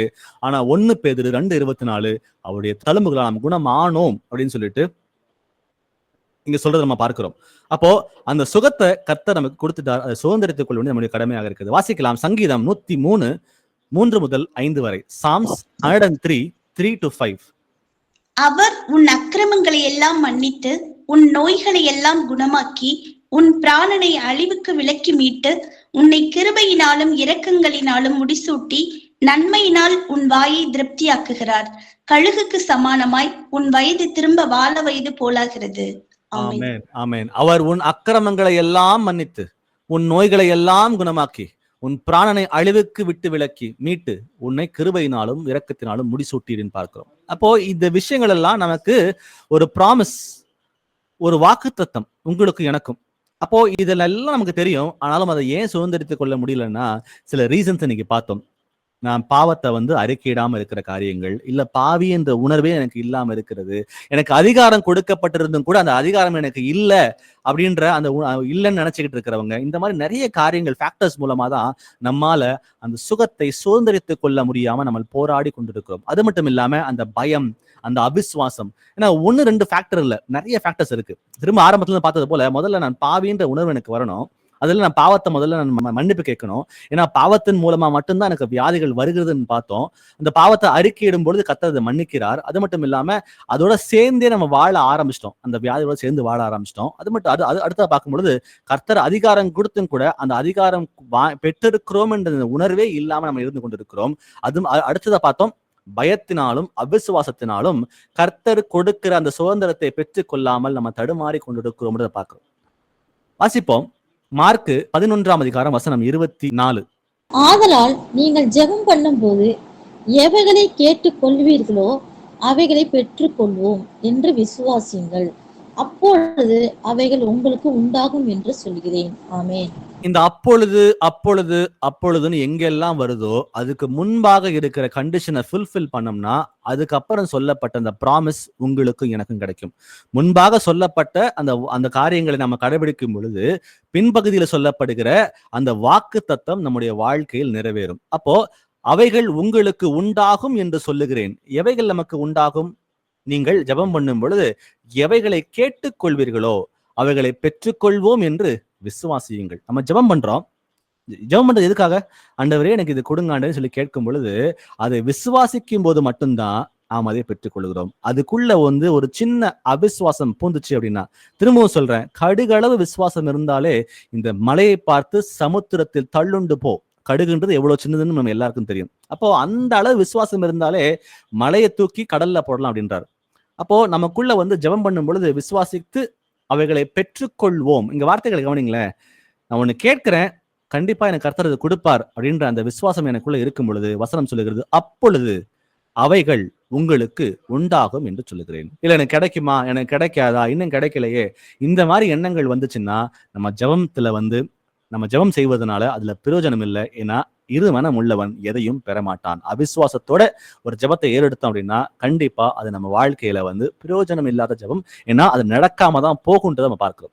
யோவான் 15:5 வாசிக்கலாம். ஜான் 15:5. நானே திராட்சை செடி, நீங்கள் கொடிகள். ஒருவன் என்னிலும் நான் அவனிலும் நிலைத்திருந்தால் அவன் மிகுந்த கனிகளை கொடுப்பான். என்னை அல்லாமல் உங்களால் ஒன்றும் செய்யக்கூடாது. ஆமென். சுகத்தை பெறுவது மாத்திரம் முக்கியமல்ல, சுகத்தை பெற்ற பின்னும் கூட அதிக கேடானது ஒன்றும் உண்டாகாமல் நாம பாவம் செய்யாமல் இருக்க வேண்டும். அந்த பாவம் செய்யாமல் இருக்க வேண்டும் என்றால் நாம கர்த்தரோட கூட நிலைத்திருக்க வேண்டும் என்றே அவர் விரும்புகிறார். நானே திராட்சை செடி, நீங்கள் கொடிகள். ஒருவன் என்னிலும் நான் அவனிலும் நிலைத்திருந்தால், அவரோட கூட நம்ம நிலைத்திருந்தால், அபைட் இன் மீ அப்படின்னு சொல்லி ஆண்டவர் சொல்றார். அவரோட என்றென்றைக்கும் நிலைத்திருக்கும் பொழுது அவன் மிகுந்த கனிகளை கொடுப்பான். கர்த்தராக இயேசு கிறிஸ்து இல்லாமல் உங்களால் ஒன்றும் செய்ய முடியாது அப்படின்றத நம்ம தீர்க்கமா புரிஞ்சுக்கிறோங்க. சோ வியாதியிலிருந்து சுகம் பெறுவது மாத்திரமல்ல, சுகத்தை பெற்றுக்கொண்டு அவரோடு நிலைத்திருந்து அந்த வியாதியிலிருந்து மீண்டும் சிக்கிக்கொள்ளாமல் நம்ம வாழ வேண்டும் என்று அவர் விரும்புகிறார். அதை செய்யணும் அப்படின்னா நம்ம என்றென்றைக்கும் அவரோட கூட நிலைத்திருக்க வேண்டும். ரோமர் 12:1 வாசிக்கலாம். ரோமன்ஸ் 12:1. அப்படி இருக்க சகோதரரே, நீங்கள் உங்கள் சரீரங்களை பரிசுத்தமும் தேவனுக்கு பிரியமுமான ஜீவ பலியாக ஒப்பு கொடுக்க வேண்டும் என்று தேவனுடைய இரக்கங்களை முன்னிட்டு உங்களை வேண்டிக் கொள்ளுகிறேன். இதுவே நீங்கள் செய்யத்தக்க புத்தியுள்ள ஆராதனை. ஆமென். ஆமென். ஆமென். நீங்கள் உங்கள் சரீரங்களை பரிசுத்தமும் தேவனுக்கு பிரியமுமான ஜீவ பலியாக ஒப்பு கொடுக்க வேண்டும் அப்படின்னு பார்க்கிறோம். அப்போ இந்த ஆலயம், இந்த சரீரமாகிய இந்த ஆலயம், இந்த சரீரம் நம்மளுடைய கிடையாது, இது தேவன் தங்குகிற ஆலயம் நமக்கு தெரியும். அப்போ தேவன் தங்குகிற இந்த ஆலயம் பரிசுத்தமாக இருக்க வேண்டும் என்று அவர் விரும்புகிற தேவனாக இருக்கிறார். அப்போ நாம் அவருக்கு செவி கொடுத்து அவருக்கு பிரியமான காரியங்களை நடப்பிக்கும் பொழுது அவர் நமக்கு எந்த ஒரு பிரச்சனையும் வாழ்க்கையில வராம வியாதிகள் இல்லாம நம்ம பரிபூர்ண சுகத்தோட வாழ முடியுன்றதை பார்க்கிறோம். வாசிப்போம், கலாத்தியர் 5ஆம் அதிகாரம் வசனம் 16. Galatians 5:16. பின்னும் நான் சொல்லுகிறது என்னவென்றால், ஆவிக்கேற்றபடி நடந்து கொள்ளுங்கள், அப்போது மாமிச இச்சை நிறைவேற்றாதிருப்பீர்கள். ஆமென். மாம்ச இச்சையை நிறைவேற்றாமல் இந்த உலகத்துல வாழணும் அப்படின்னா வசனம் சொல்லுது அப்பொழுது அப்படின்னு பார்க்கிறோம் இங்க. சோ மாம்ச இச்சையை நம்ம நிறைவேற்றாமல் இந்த பூமியில வாழணும்னா ஆவிக்கேற்றபடி நடந்து கொள். அப்போ என்னுடைய சிந்தை, என்னுடைய செயல்பாடுகள், நான் பேசுகிற வார்த்தைகள் எல்லாமே ஆவிக்குரிய வார்த்தைகளாக, ஆவிக்குரிய சிந்தனைகளாக இருக்கும் பொழுது ஒருபோதும் மாம்ச இச்சையை நம்ம நிறைவேற்றாமல் இருப்போம். அப்ப மாம்ச இச்சையை நிறைவேற்றாமல் இருந்தோம் அப்படின்னா கண்டிப்பா நம்ம எல்லா நேரத்திலும் அவரோட கூட வாழுகிற பிள்ளைகளாய், அவருடைய நிலைத்திருக்கிற பிள்ளைகளாய் நம்ம இருக்க முடியும். எபேசியர் 6ஆம் அதிகாரம் வசனங்கள் 10 முதல் 11 வரை. Ephesians 6:10-11. கடைசியாக என் சகோதரரே, கர்த்தரிலும் அவருடைய சத்துவத்தின் வல்லமையிலும் பலப்படுங்கள். நீங்கள் பிசாசின் தந்திரங்களோடு எதிர்த்து நிற்க திராணி உள்ளவர்களாகும்படி தேவனுடைய சர்வாயுத வர்க்கத்தையும் தரித்துக் கொள்ளுங்கள். ஆமென். ஆமென். நம்ம பார்க்க போகிற அடுத்த சில வசனங்கள் ரொம்ப ரொம்ப முக்கியமான வசனங்கள். ஒவ்வொரு வசனத்தையும் நம்ம வந்து கேர்ஃபுல்லா நம்ம கவனிப்போம். பிசாசின் கடைசியாக என் சகோதரரே, கர்த்தரிலும் அவருடைய சத்துவத்தின் வல்லமையிலும் பலப்படுங்கள். நீங்கள் பிசாசின் தந்திரங்களோடு எதிர்த்து நிற்க திராணி உள்ளவர்கள் ஆகும்படி தேவனுடைய சர்வாயுத வர்க்கத்தை தரித்துக் கொள்ளுங்கள். இன்னைக்கு இந்த வயல் முடிஞ்சதுக்கு அப்புறம் நீங்க இந்த பேசியர்ல இந்த வசனங்களுக்கு பிறகு பேசியர் 6ஆம் அதிகாரம் வசனங்கள் 10 முதல் 11 வாசிச்சோம். அந்த 11க்கு மேல வருகிற வசனங்களை நீங்க வாசிங்க. சர்வாயுத வர்க்கம்னா என்ன, நான் அதை எப்படி தரித்துக் கொள்றது அப்படிங்கிற காரியங்களை கர்த்தர் நமக்கு வெளிப்படுத்தி காட்டுவார். அப்போ பிசாசின் தந்திரங்களை நாம் எதிர்த்து நிற்க வேண்டும் என்றால் தேவனுடைய சர்வாயுத வர்க்கம் நம்ம ஒவ்வொருவருக்கும் அவசியமாக இருக்கிறது. அது என்னன்றதை நீங்க வாசித்து பாருங்க. இன்னைக்கு ஒவ்வொன்றாக தியானித்து பார்த்து அவர் என்ன சொல்ல வரான்றதை நீங்களே செல்ஃப் ஸ்டடி பண்ண ஆரம்பிச்சீங்கன்னா, self study is the best study. யார் எவ்வளவு வார்த்தைகளை சொல்லி கொடுத்தாலும் சரி, நீங்க வசனங்களை எடுத்து உட்கார்ந்து அதை ஆராய்ந்து அதை பார்க்கும் பொழுது மற்றவர்கள் சொல்லுகிற காரியங்களை விட உங்களுக்கு கர்த்தர் இன்னும் அதிகமான வெளிப்பாடுகளை கர்த்தர் கொடுக்க வல்லவல்ல தேவனா இருக்கார். அவர் சொல்லுகிறாரு, சத்திய ஆவி வரும் பொழுது சகல சத்தியத்துக்குள்ளும் வழிநடத்துவார். அந்த சத்திய ஆவியானவர் வந்து நமக்கு வந்து கர்த்தருடைய இருதயத்துல காரியங்களை வெளிப்படுத்தி காட்டுவார்னு சொல்லுகிறார். அப்போ நமக்கு நிறைய காரியங்களை வெளிப்படுத்தி காட்டுற வல்லமை உள்ள தேவனா இருக்கார். இந்த செல்ஃப் ஸ்டடி பண்ணி நம்ம வந்து என்ன பண்ணுமா, நம்முடைய அவர் சொல்லுகிற அந்த ரகசியங்களை வந்து நம்ம புரிந்து கொள்வதற்கு அது ஏதுவாக இருக்கும். கடைசியா சில வார்த்தைகளை வாசிப்போம். ரொம்ப முக்கியமான காரியங்கள் இதுதான். மத்தேயு 8ஆம் அதிகாரம் வசனம் 8. Matthew 8:8. நூற்றுக்கு அதிபதி பிரதியுத்தரமாக, ஆண்டவரே, நீர் என் வீட்டுக்குள் பிரவேசிக்க நான் பாத்திரன் அல்ல. ஒரு வார்த்தை மாத்திரம் சொல்லும், அப்பொழுது என் வேலைக்காரன் சொஸ்தமாவான். ஆமென். ஆமென். கர்த்தருடைய வார்த்தை வானங்களில் நிலைத்திருக்கிறது. அவர் சொல்ல அது நிற்கும் அப்படின்னு நமக்கு தெரியும். இங்க நம்ம பயன்படுத்த வேண்டியது, கர்த்தராக இயேசு கிறிஸ்துவை வந்து இந்த சத்துருவானவன் வந்து சோதிச்சான். அவன் சோதிக்கும் பொழுது கர்த்தர் பயன்படுத்தினது தேவனுடைய வார்த்தையை மாத்திரம் மட்டும்தான். அப்ப அது போல நமக்கும் கர்த்தருடைய வார்த்தை கொடுக்கப்பட்டிருக்கிறது. இங்க சொல்வது போல ஒரு வார்த்தை மாத்திரம் சொல்லும், அப்பொழுது என் வேலைக்காரன் சொஸ்தமாவான். அந்த நூற்றுக்கு அதிபதிக்கு இருந்த விசுவாசம் என்னன்னா, கர்த்தர் சொன்னா அது நடக்கும். அதுதான் நமக்கும் உங்களுக்கும் எனக்கும் அதுதான். கர்த்தருடைய வார்த்தையை நம்ம பயன்படுத்தும் பொழுது நமக்கு அங்க சுகம் உண்டாகும் அப்படின்றத நம்ம பார்க்கிறோம். வாசிப்போம் லூக்கா 7:7. லூக் 7:7. நான் உம்மிடத்தில் வரவும் என்னை பாத்திரனாக எண்ணவில்லை. ஒரு வார்த்தை மாத்திரம் சொல்லும், அப்போது என் வேலைக்காரன் சுத்தமாவான். ஆமென். ஆமென். ஆமென். நான் உம்மிடத்தில் வர அவர் தூரத்திற்கும் சமீபத்திற்கும் தேவனாக இருக்கிறார். அவர் வந்து எங்க இருந்தாலும் அவர் ஆவி வந்து கிரியை செய்யணும் எல்லாரும் பார்க்கிறோம். வசனம் சொல்லுகிறது, ஒரு வார்த்தை மாத்திரம் சொல்லும், அப்பொழுது என் வேலைக்காரன் சொஸ்தமாவான். கர்த்தருடைய வார்த்தைக்கு அவ்வளவு வல்லமை உள்ள வார்த்தைகளாக இருக்கிறது. அது சாதாரணமானது அல்ல. அது அசட்டை பண்ணாமல் அந்த வார்த்தையை வந்து தைரியத்தோடு நம்ம பயன்படுத்துறதுக்கு நம்ம எல்லாரும் முற்பட வேண்டும். ஏன்னா அந்த வார்த்தை வந்து நேற்றும் இன்றும் என்றும் மாறாத வார்த்தையாக இருக்கிறது. மார்க் 11ஆம் அதிகாரம் வசனம் 23. மார்க் 11:23. எவனாகிலும் இந்த மலையை பார்த்து நீ பெயர்ந்து சமுத்திரத்திலே தள்ளுண்டு போ என்று சொல்லி தான் சொன்னபடியே நடக்கும் என்று தன் இருதயத்தில் சந்தேகப்படாமல் விசுவாசித்தால் அவன் சொன்னபடியே ஆகும் என்று மெய்யாகவே உங்களுக்கு சொல்லுகிறேன். ஆமென். எவனாகிலும் இந்த மலையை பார்த்து, மலை வந்து நம் கண்களுக்கு முன்பாக எவ்வளவு பெரிதாக இருக்குது நமக்கு தெரியும். அப்போ அதை பார்த்து அது எதிராக நின்று நீ பெயர்ந்து சமுத்திரத்தில் தள்ளுண்டு போ என்று யாரும் கெஞ்ச மாட்டாங்க, யாரும் அழமாட்டாங்க. ரொம்ப முக்கியமா இதை புரிஞ்சுக்க சொல்ற காரியங்களை. மலையை பார்த்து நீங்க கெஞ்சி நீங்க அழுது நீ தள்ளுண்டு இந்த சமுத்திரத்துல போய் விழுன்னு சொல்லி நம்ம யாரும் கெஞ்சவும் மாட்டோம், யாரும் அழவும் மாட்டோம். அங்க நம்ம பயன்படுத்துகிறது கர்த்தர் நமக்கு கொடுத்த அதிகாரத்தை. ரொம்ப கிளியரா புரிஞ்சுக்குங்க. நீ பெயர்ந்து சமுத்திரத்தில் தள்ளுண்டு போய் என்று சொல்லி தான் சொன்னபடியே நடக்கும் என்று தன் இருதயத்தில் சந்தேகப்படாமல் விசுவாசித்தால் அவன் சொன்னபடியே ஆகும் என்று மெய்யாகவே உங்களுக்கு சொல்லுகிறேன். அப்போ எவ்வளோ பெரிய பிரச்சனையா இருந்தாலும் சரி, எவ்வளோ பெரிய வியாதியா இருந்தாலும் சரி, விசுவாசத்தோட அந்த மலையை பார்த்து எப்படி வந்து நம்ம வந்து அதிகாரத்தோட அது கட்டளை கொடுக்கிறோமோ, இங்க வார்த்தை நான் பயன்படுத்துகிற வார்த்தை கட்டளை. ஏன்னா எல்லாவற்றையும் வந்து நம்ம வந்து செய்யறதுக்கு நமக்கு அதிகாரம் கொடுக்கப்பட்டிருக்கிறது நம்ம பார்க்கிறோம். சர்ப்பங்களையும் தேள்களையும் மிதிக்கவும் சத்துருடைய சகல வல்லமையும் மேற்கொள்ளவும் நான் உங்களுக்கு அதிகாரம் கொடுக்கிறேன். ஒரு வியாதியோ ஒரு பிசாசோட போராட்டமோ இருக்கும் பொழுது, ஒரு கஷ்டமோ இருக்கும் பொழுது கர்த்தர் சொல்லுகிறது என்னவென்றால், அது விசுவாசத்தோட நம்ம ஒரு கட்டளை கொடுக்கும் பொழுது, நிறைய பேர் என்ன பண்றாங்கன்னா, ஒரு பிரச்சனை ஒரு வியாதியை இருக்கும் பொழுது அழுது மன்றாடி ஆண்டவரே சுகத்தை கொடுங்க சுகத்தை கொடுங்கன்னு சொல்லி கெஞ்சுறாங்க. ஆனா அந்த சுகம் 2000 வருடங்களுக்கு முன்பாக கொடுக்கப்பட்டு ஆயிடுச்சு. இதை சுதந்திரித்துக் கொள்ள வேண்டியது மட்டும் நம்மளுடைய கடமையாக இருக்கிறது. அப்போ சுதந்திரித்துக் கொள்வதற்கு அவிசுவாசம் இல்லாமல், பயம் இல்லாமல், பாவங்களை உணர்ந்து அந்த பாவங்களை அறிக்கையிடும் பொழுது, அறிக்கையிட்டதுக்கு அப்புறம் அதை நம்ம கட்டளை கொடுக்கும் பொழுது, எல்லாவற்றையும் நிறைவேற்றின பிறகு விசுவாசத்தோட கட்டளை கொடுக்கும் பொழுது கண்டிப்பா அந்த இடத்துல சுகம் உண்டாகும். ஏன்னா தேவனுடைய வார்த்தை வல்லமை உள்ளது. யோவான் 11ஆம் அதிகாரம் வசனம் 43, 44 வாசிக்கலாம். ஜான் 11:43-44. இவைகளை சொன்ன பின்பு லாசருவே வெளியே வா என்று உரத்த சத்தமாய் கூப்பிட்டார். அப்பொழுது மரித்தவன் வெளியே வந்தான். அவன் கால்களும் கைகளும் பிரேத சீலைகளால் கட்டப்பட்டிருந்தது. அவன் முகமும் சீலையால் சுற்றப்பட்டிருந்தது. இயேசு அவர்களை நோக்கி, இவனை கட்டவிழ்த்து விடுங்கள் என்றார். ஆமென். ஆமென். இவைகளை சொன்ன பின்பு லாசருவே வெளியே வா என்று உரத்த சத்தமாய், அவன் செத்துட்டான். அவன் செத்து 4 நாள் ஆயிடுச்சு. அந்த உடம்பு டீகம்போஸ் ஆயிடுச்சு, நாற்றம் அடிக்குமே அப்படின்னு சொல்லி எல்லாரும் சொல்றாங்க. அது சொல்லியும் கூட கர்த்தருடைய கான்பிடன்ஸ் அங்க பாத்தீங்கன்னா, அவருடைய விசுவாசம் அங்க.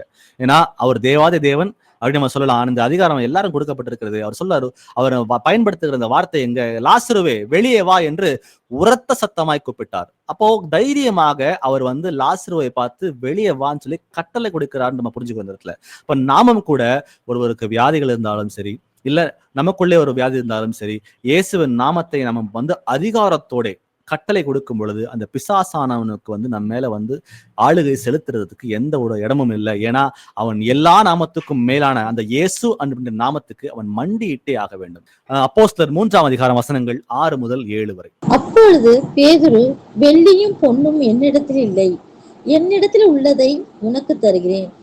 நசரனாகிய இயேசு கிறிஸ்துவின் நாமத்தினாலே நீ எழுந்து நட என்று சொல்லி வலது கையினால் அவனை பிடித்து தூக்கி விட்டான். உடனே அவனுடைய கால்களும் கரடுகளும் பெறல் கொண்டது. ஆமேன். ஆமேன். ஆமேன். பொன்னும் வெள்ளியும் என்னிடத்தில் இல்லை, என்னிடத்தில் உள்ளதை நான் உனக்கு தருகிறேன். நசரேயனாகிய இயேசு கிறிஸ்துவின் நாமத்தினாலே நீ எழுந்து நட என்று சொல்லி, வெறும் வாயில மாத்திரம் அந்த வார்த்தைகளை சொல்லல, விசுவாசத்தோட அவனுக்கு அதிகாரம் கொடுக்குறான். அதிகாரத்தோட அவங்க பேசுறான். பேதுரு பேசி முடிச்சதுக்கு அப்புறம் அவனுக்குள்ள இருக்கிற விசுவாசத்தை பாருங்க. அந்த கால்கள் சப்பானியாய் பிறந்தவனுடைய கைகளை பிடித்து அவனை தூக்கி விடுகிறான். உடனே அவனுடைய கால்களும் கரடுகளும் பலன் கொண்டது அப்படின்னு பார்க்கிறோம். அப்போ விசுவாசத்தோட கட்டளை கொடுக்கும் பொழுது, விசுவாசத்தோட அங்க நம்ம நடக்கும் பொழுது கண்டிப்பா கர்த்தர் சுகத்தை கொடுக்க வல்லமை உள்ள தேவனாக இருக்கிறார். நீதிமொழிகள் 18ஆம் அதிகாரம் வசனம் 21 வாசிப்போம். Proverbs 18:21. மரணமும் ஜீவனும் நாவின் அதிகாரத்தில் இருக்கும், அதில் பிரியப்படுகிறவர்கள் அதன் கனியை புசிப்பார்கள். மரணமும் ஜீவனும் நாவின் அதிகாரத்தில் உள்ளது. நம்முடைய நாவு கர்த்தர் அதிகாரத்தை கொடுத்திருக்கார். அதை நம்ம விசுவாசத்தோட ஒரு காரியத்தை நம்ம சொன்னோம் அப்படின்னா அது கண்டிப்பா நடக்கும். இப்ப நம்ம இவ்வளவு நேரமா பார்த்த காரியங்கள் உங்களுக்கு எல்லாருக்கும் புரிஞ்சுக்கணும் நான் விசுவாசிக்கிறேன்.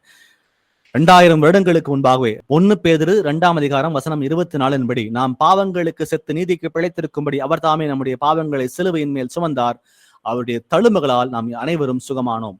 அந்த சுகத்தை நாம் எல்லாரும் சுதந்திரித்துக் கொள்ளதான் வேண்டும். அது சுதந்திரத்துக் கொள்ளாம இருக்கிற காரியங்கள் என்ன அப்படின்னு பார்த்தா, நம்முடைய பாவங்களாக இருக்கிறது, நம்முடைய அவிசுவாசமாக இருக்கிறது, நம்முடைய பயங்களாக இருக்கிறது, நம்ம பாவங்களை அறிக்கையிடாமல் அதை மறைத்து கொண்டிருக்கிற காரியங்களா இருக்கிறது. நிறைய விஷயங்கள் நம்ம பார்த்தோம் இன்னைக்கு. அது மட்டும் இல்லாம அந்த சுதந்திரத்தை பெற்றுக்கொள்ள வேண்டும் என்றால் ஒரு விஷயம் நம்ம தெரிஞ்சது அப்படின்னா, அது அதிகாரத்தை கர்த்தர் உங்களுக்கும் எனக்கு கொடுத்த அதிகாரத்தை பயன்படுத்தி, இப்போ ஒருத்தவங்க ஒரு நாய் இருக்கு அப்படின்னா அந்த நாயை பார்த்து போன்னு சொல்லி மட்டும் சொல்ல மாட்டோம். நமக்கு டிஸ்டர்ப் பண்ண வருது அப்படின்னா அதை பார்த்து அதிகாரத்தோட வெளியே போ அப்படின்னு சொல்லி எப்படி அதிகாரம் கொடுத்து அதை துரத்துறமோ, அது போல பிசாசானவனுக்கு நம்ம மேல அதிகாரம் கிடையவே கிடையாது. அவன் பல்லு பிடுங்கின பாம்பாக இருக்கிறான். அவன் நம் காலுக்கு கீழே தான் இருக்கான், எல்லாருக்கும் தெரியும். அப்போ இயேசுவின் நாமத்தை விசுவாசத்தோட பயன்படுத்தும் பொழுது அங்க கிரியை நடக்கும். என்ன தேவன் சொன்ன வார்த்தையை நிறைவேற்றுகிற தேவனாக இருக்கிறார். ஏன்னா எல்லா நாமத்துக்கும் மேலான நாமமாக இயேசு அப்படின்ற நாமத்துக்கு பிசாசானவன் அவன் மண்டியிட்டே ஆகணுன்றது நம்ம எல்லாருக்கும் வருவர்களா இருக்கும். இந்த எண்ணங்களோட நம்ம இன்னைக்கு ஜெப பலிசை நிறைவு செய்யலாம். நமக்குள்ள எந்த வியாதிகள் இருந்தாலும் சரி, எந்த பிசாசு போராட்டம் இருந்தாலும் சரி, இனிமேல இந்த மாதிரி காரியங்களுக்கு கர்த்தரிடம் கெஞ்சாம கர்த்தர் கொடுத்த அதிகாரத்தை பயன்படுத்தி நமக்கு மாத்திரமல்ல மற்ற யாரா இருந்தாலும் சரி அவர்களுக்கு சுகத்தை நம்ம கட்டளையிட பிள்ளைகளா அவங்க எல்லாரும் மாறி கர்த்தருடைய நாமத்தை மகிமைப்படுத்த பிள்ளைகளா நம்ம எல்லாரும் மாறுவோம். கர்த்தராக இயேசு கிறிஸ்து நன்றி செலுத்துவோம். ஒரு ஜெபத்தோட இந்த கூடுதலை நிறைவு செய்யலாம். நம்மள யாராவது ஒருத்தர் கர்த்தர் நமக்கு கொடுத்த செய்திக்கு நன்றி செலுத்தி ஒரு ஜெபத்தை ஏறெடுக்கலாமே. ஸ்தோத்திரம் ஆண்டவரே, அல்லேலூயா. ஸ்தோத்திரம் ஸ்தோத்திரம் ஸ்தோத்திரம். கிருபையும் இரக்கமும் அன்பும் தயவும் நிறைந்த எங்கள் அன்பின் ஆண்டவரே, உம்மை உயர்த்துகிறோம், உம்மை ஸ்தோத்தரிக்கிறோம், உமக்கு நன்றி செலுத்துகிறோம் ஆண்டவரே.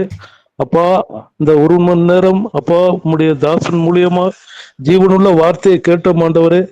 அப்பா, நாங்கள் எப்படி நடக்க வேண்டும், கர்த்தருக்கு பிரியமாய் எப்படி நடக்க வேண்டும் அப்பா, அந்த ஒரு வார்த்தையும் கேட்டோம் ஆண்டவரே. இந்த வார்த்தையை மட்டும் கேட்டால் மட்டும் போதாது ஆண்டவரே, இந்த வார்த்தையின் பிரகாரம் நாங்கள் ஒவ்வொருவரும் நடக்க எங்களை தகுதிப்படுத்துங்க ஆண்டவரே.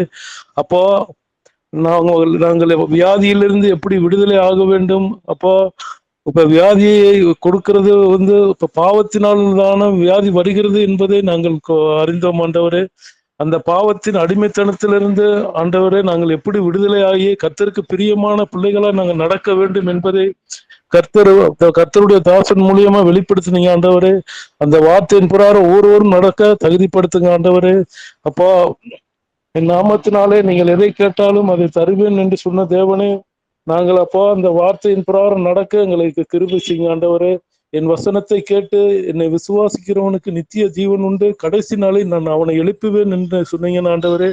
அப்பா, என் வார்த்தை உங்களிலும் என் வார்த்தை பிரகாரம் நடக்கிற ஒவ்வொரு பிள்ளைகளையும் கர்த்தர் ஆசீர்வதிப்பேன் என்று சொன்ன வார்த்தையின் பிரகாரம் நாங்கள் நடக்க தகுதிப்படுத்துங்க ஆண்டவரே. ஆரம்பம் முதல் முடிவு வரை கேட்ட ஒவ்வொரு பிள்ளைகளையும் சகோதரர் சகோதரிகளையும் கர்த்தர் ஆசீர்வதிக்கும்படியாக ஜெபிக்கிறேன். அப்பா, செய்தி கொடுத்த நம்முடைய தாசனையும் கர்த்தர் ஆசீர்வதிங்க ஆண்டவரே. இந்த கூடுகையில வந்த ஒவ்வொரு பிள்ளைகளையும் கர்த்தர் ஆசீர்வதித்து இந்த ஆண்டவரே அனுதின வாழ்க்கைக்கு ஏற்ற ஆலோசனையை கர்த்தர் இந்த 1 மணி நேரம் கொடுத்தீங்க ஆண்டவரே. இந்த வார்த்தையை கேட்டு அந்த வார்த்தையை பிரகாரம் ஒவ்வொரு வசனத்தையும் நாங்கள் ஆராய்ந்து பார்த்து ஒவ்வொருவரும் நடக்க எங்களை தகுதிப்படுத்துங்க ஆண்டவரே. இந்த ஆரம்பம் முதல் முடிவு வரை உங்களுடைய சமூகம் எங்களோடு கூட இருந்த தயவுக்காக ஸ்தோத்திரம். அப்படியே துதி கண்ண மகிமை யாவும் உமைக்கே செலுத்துகிறோம்.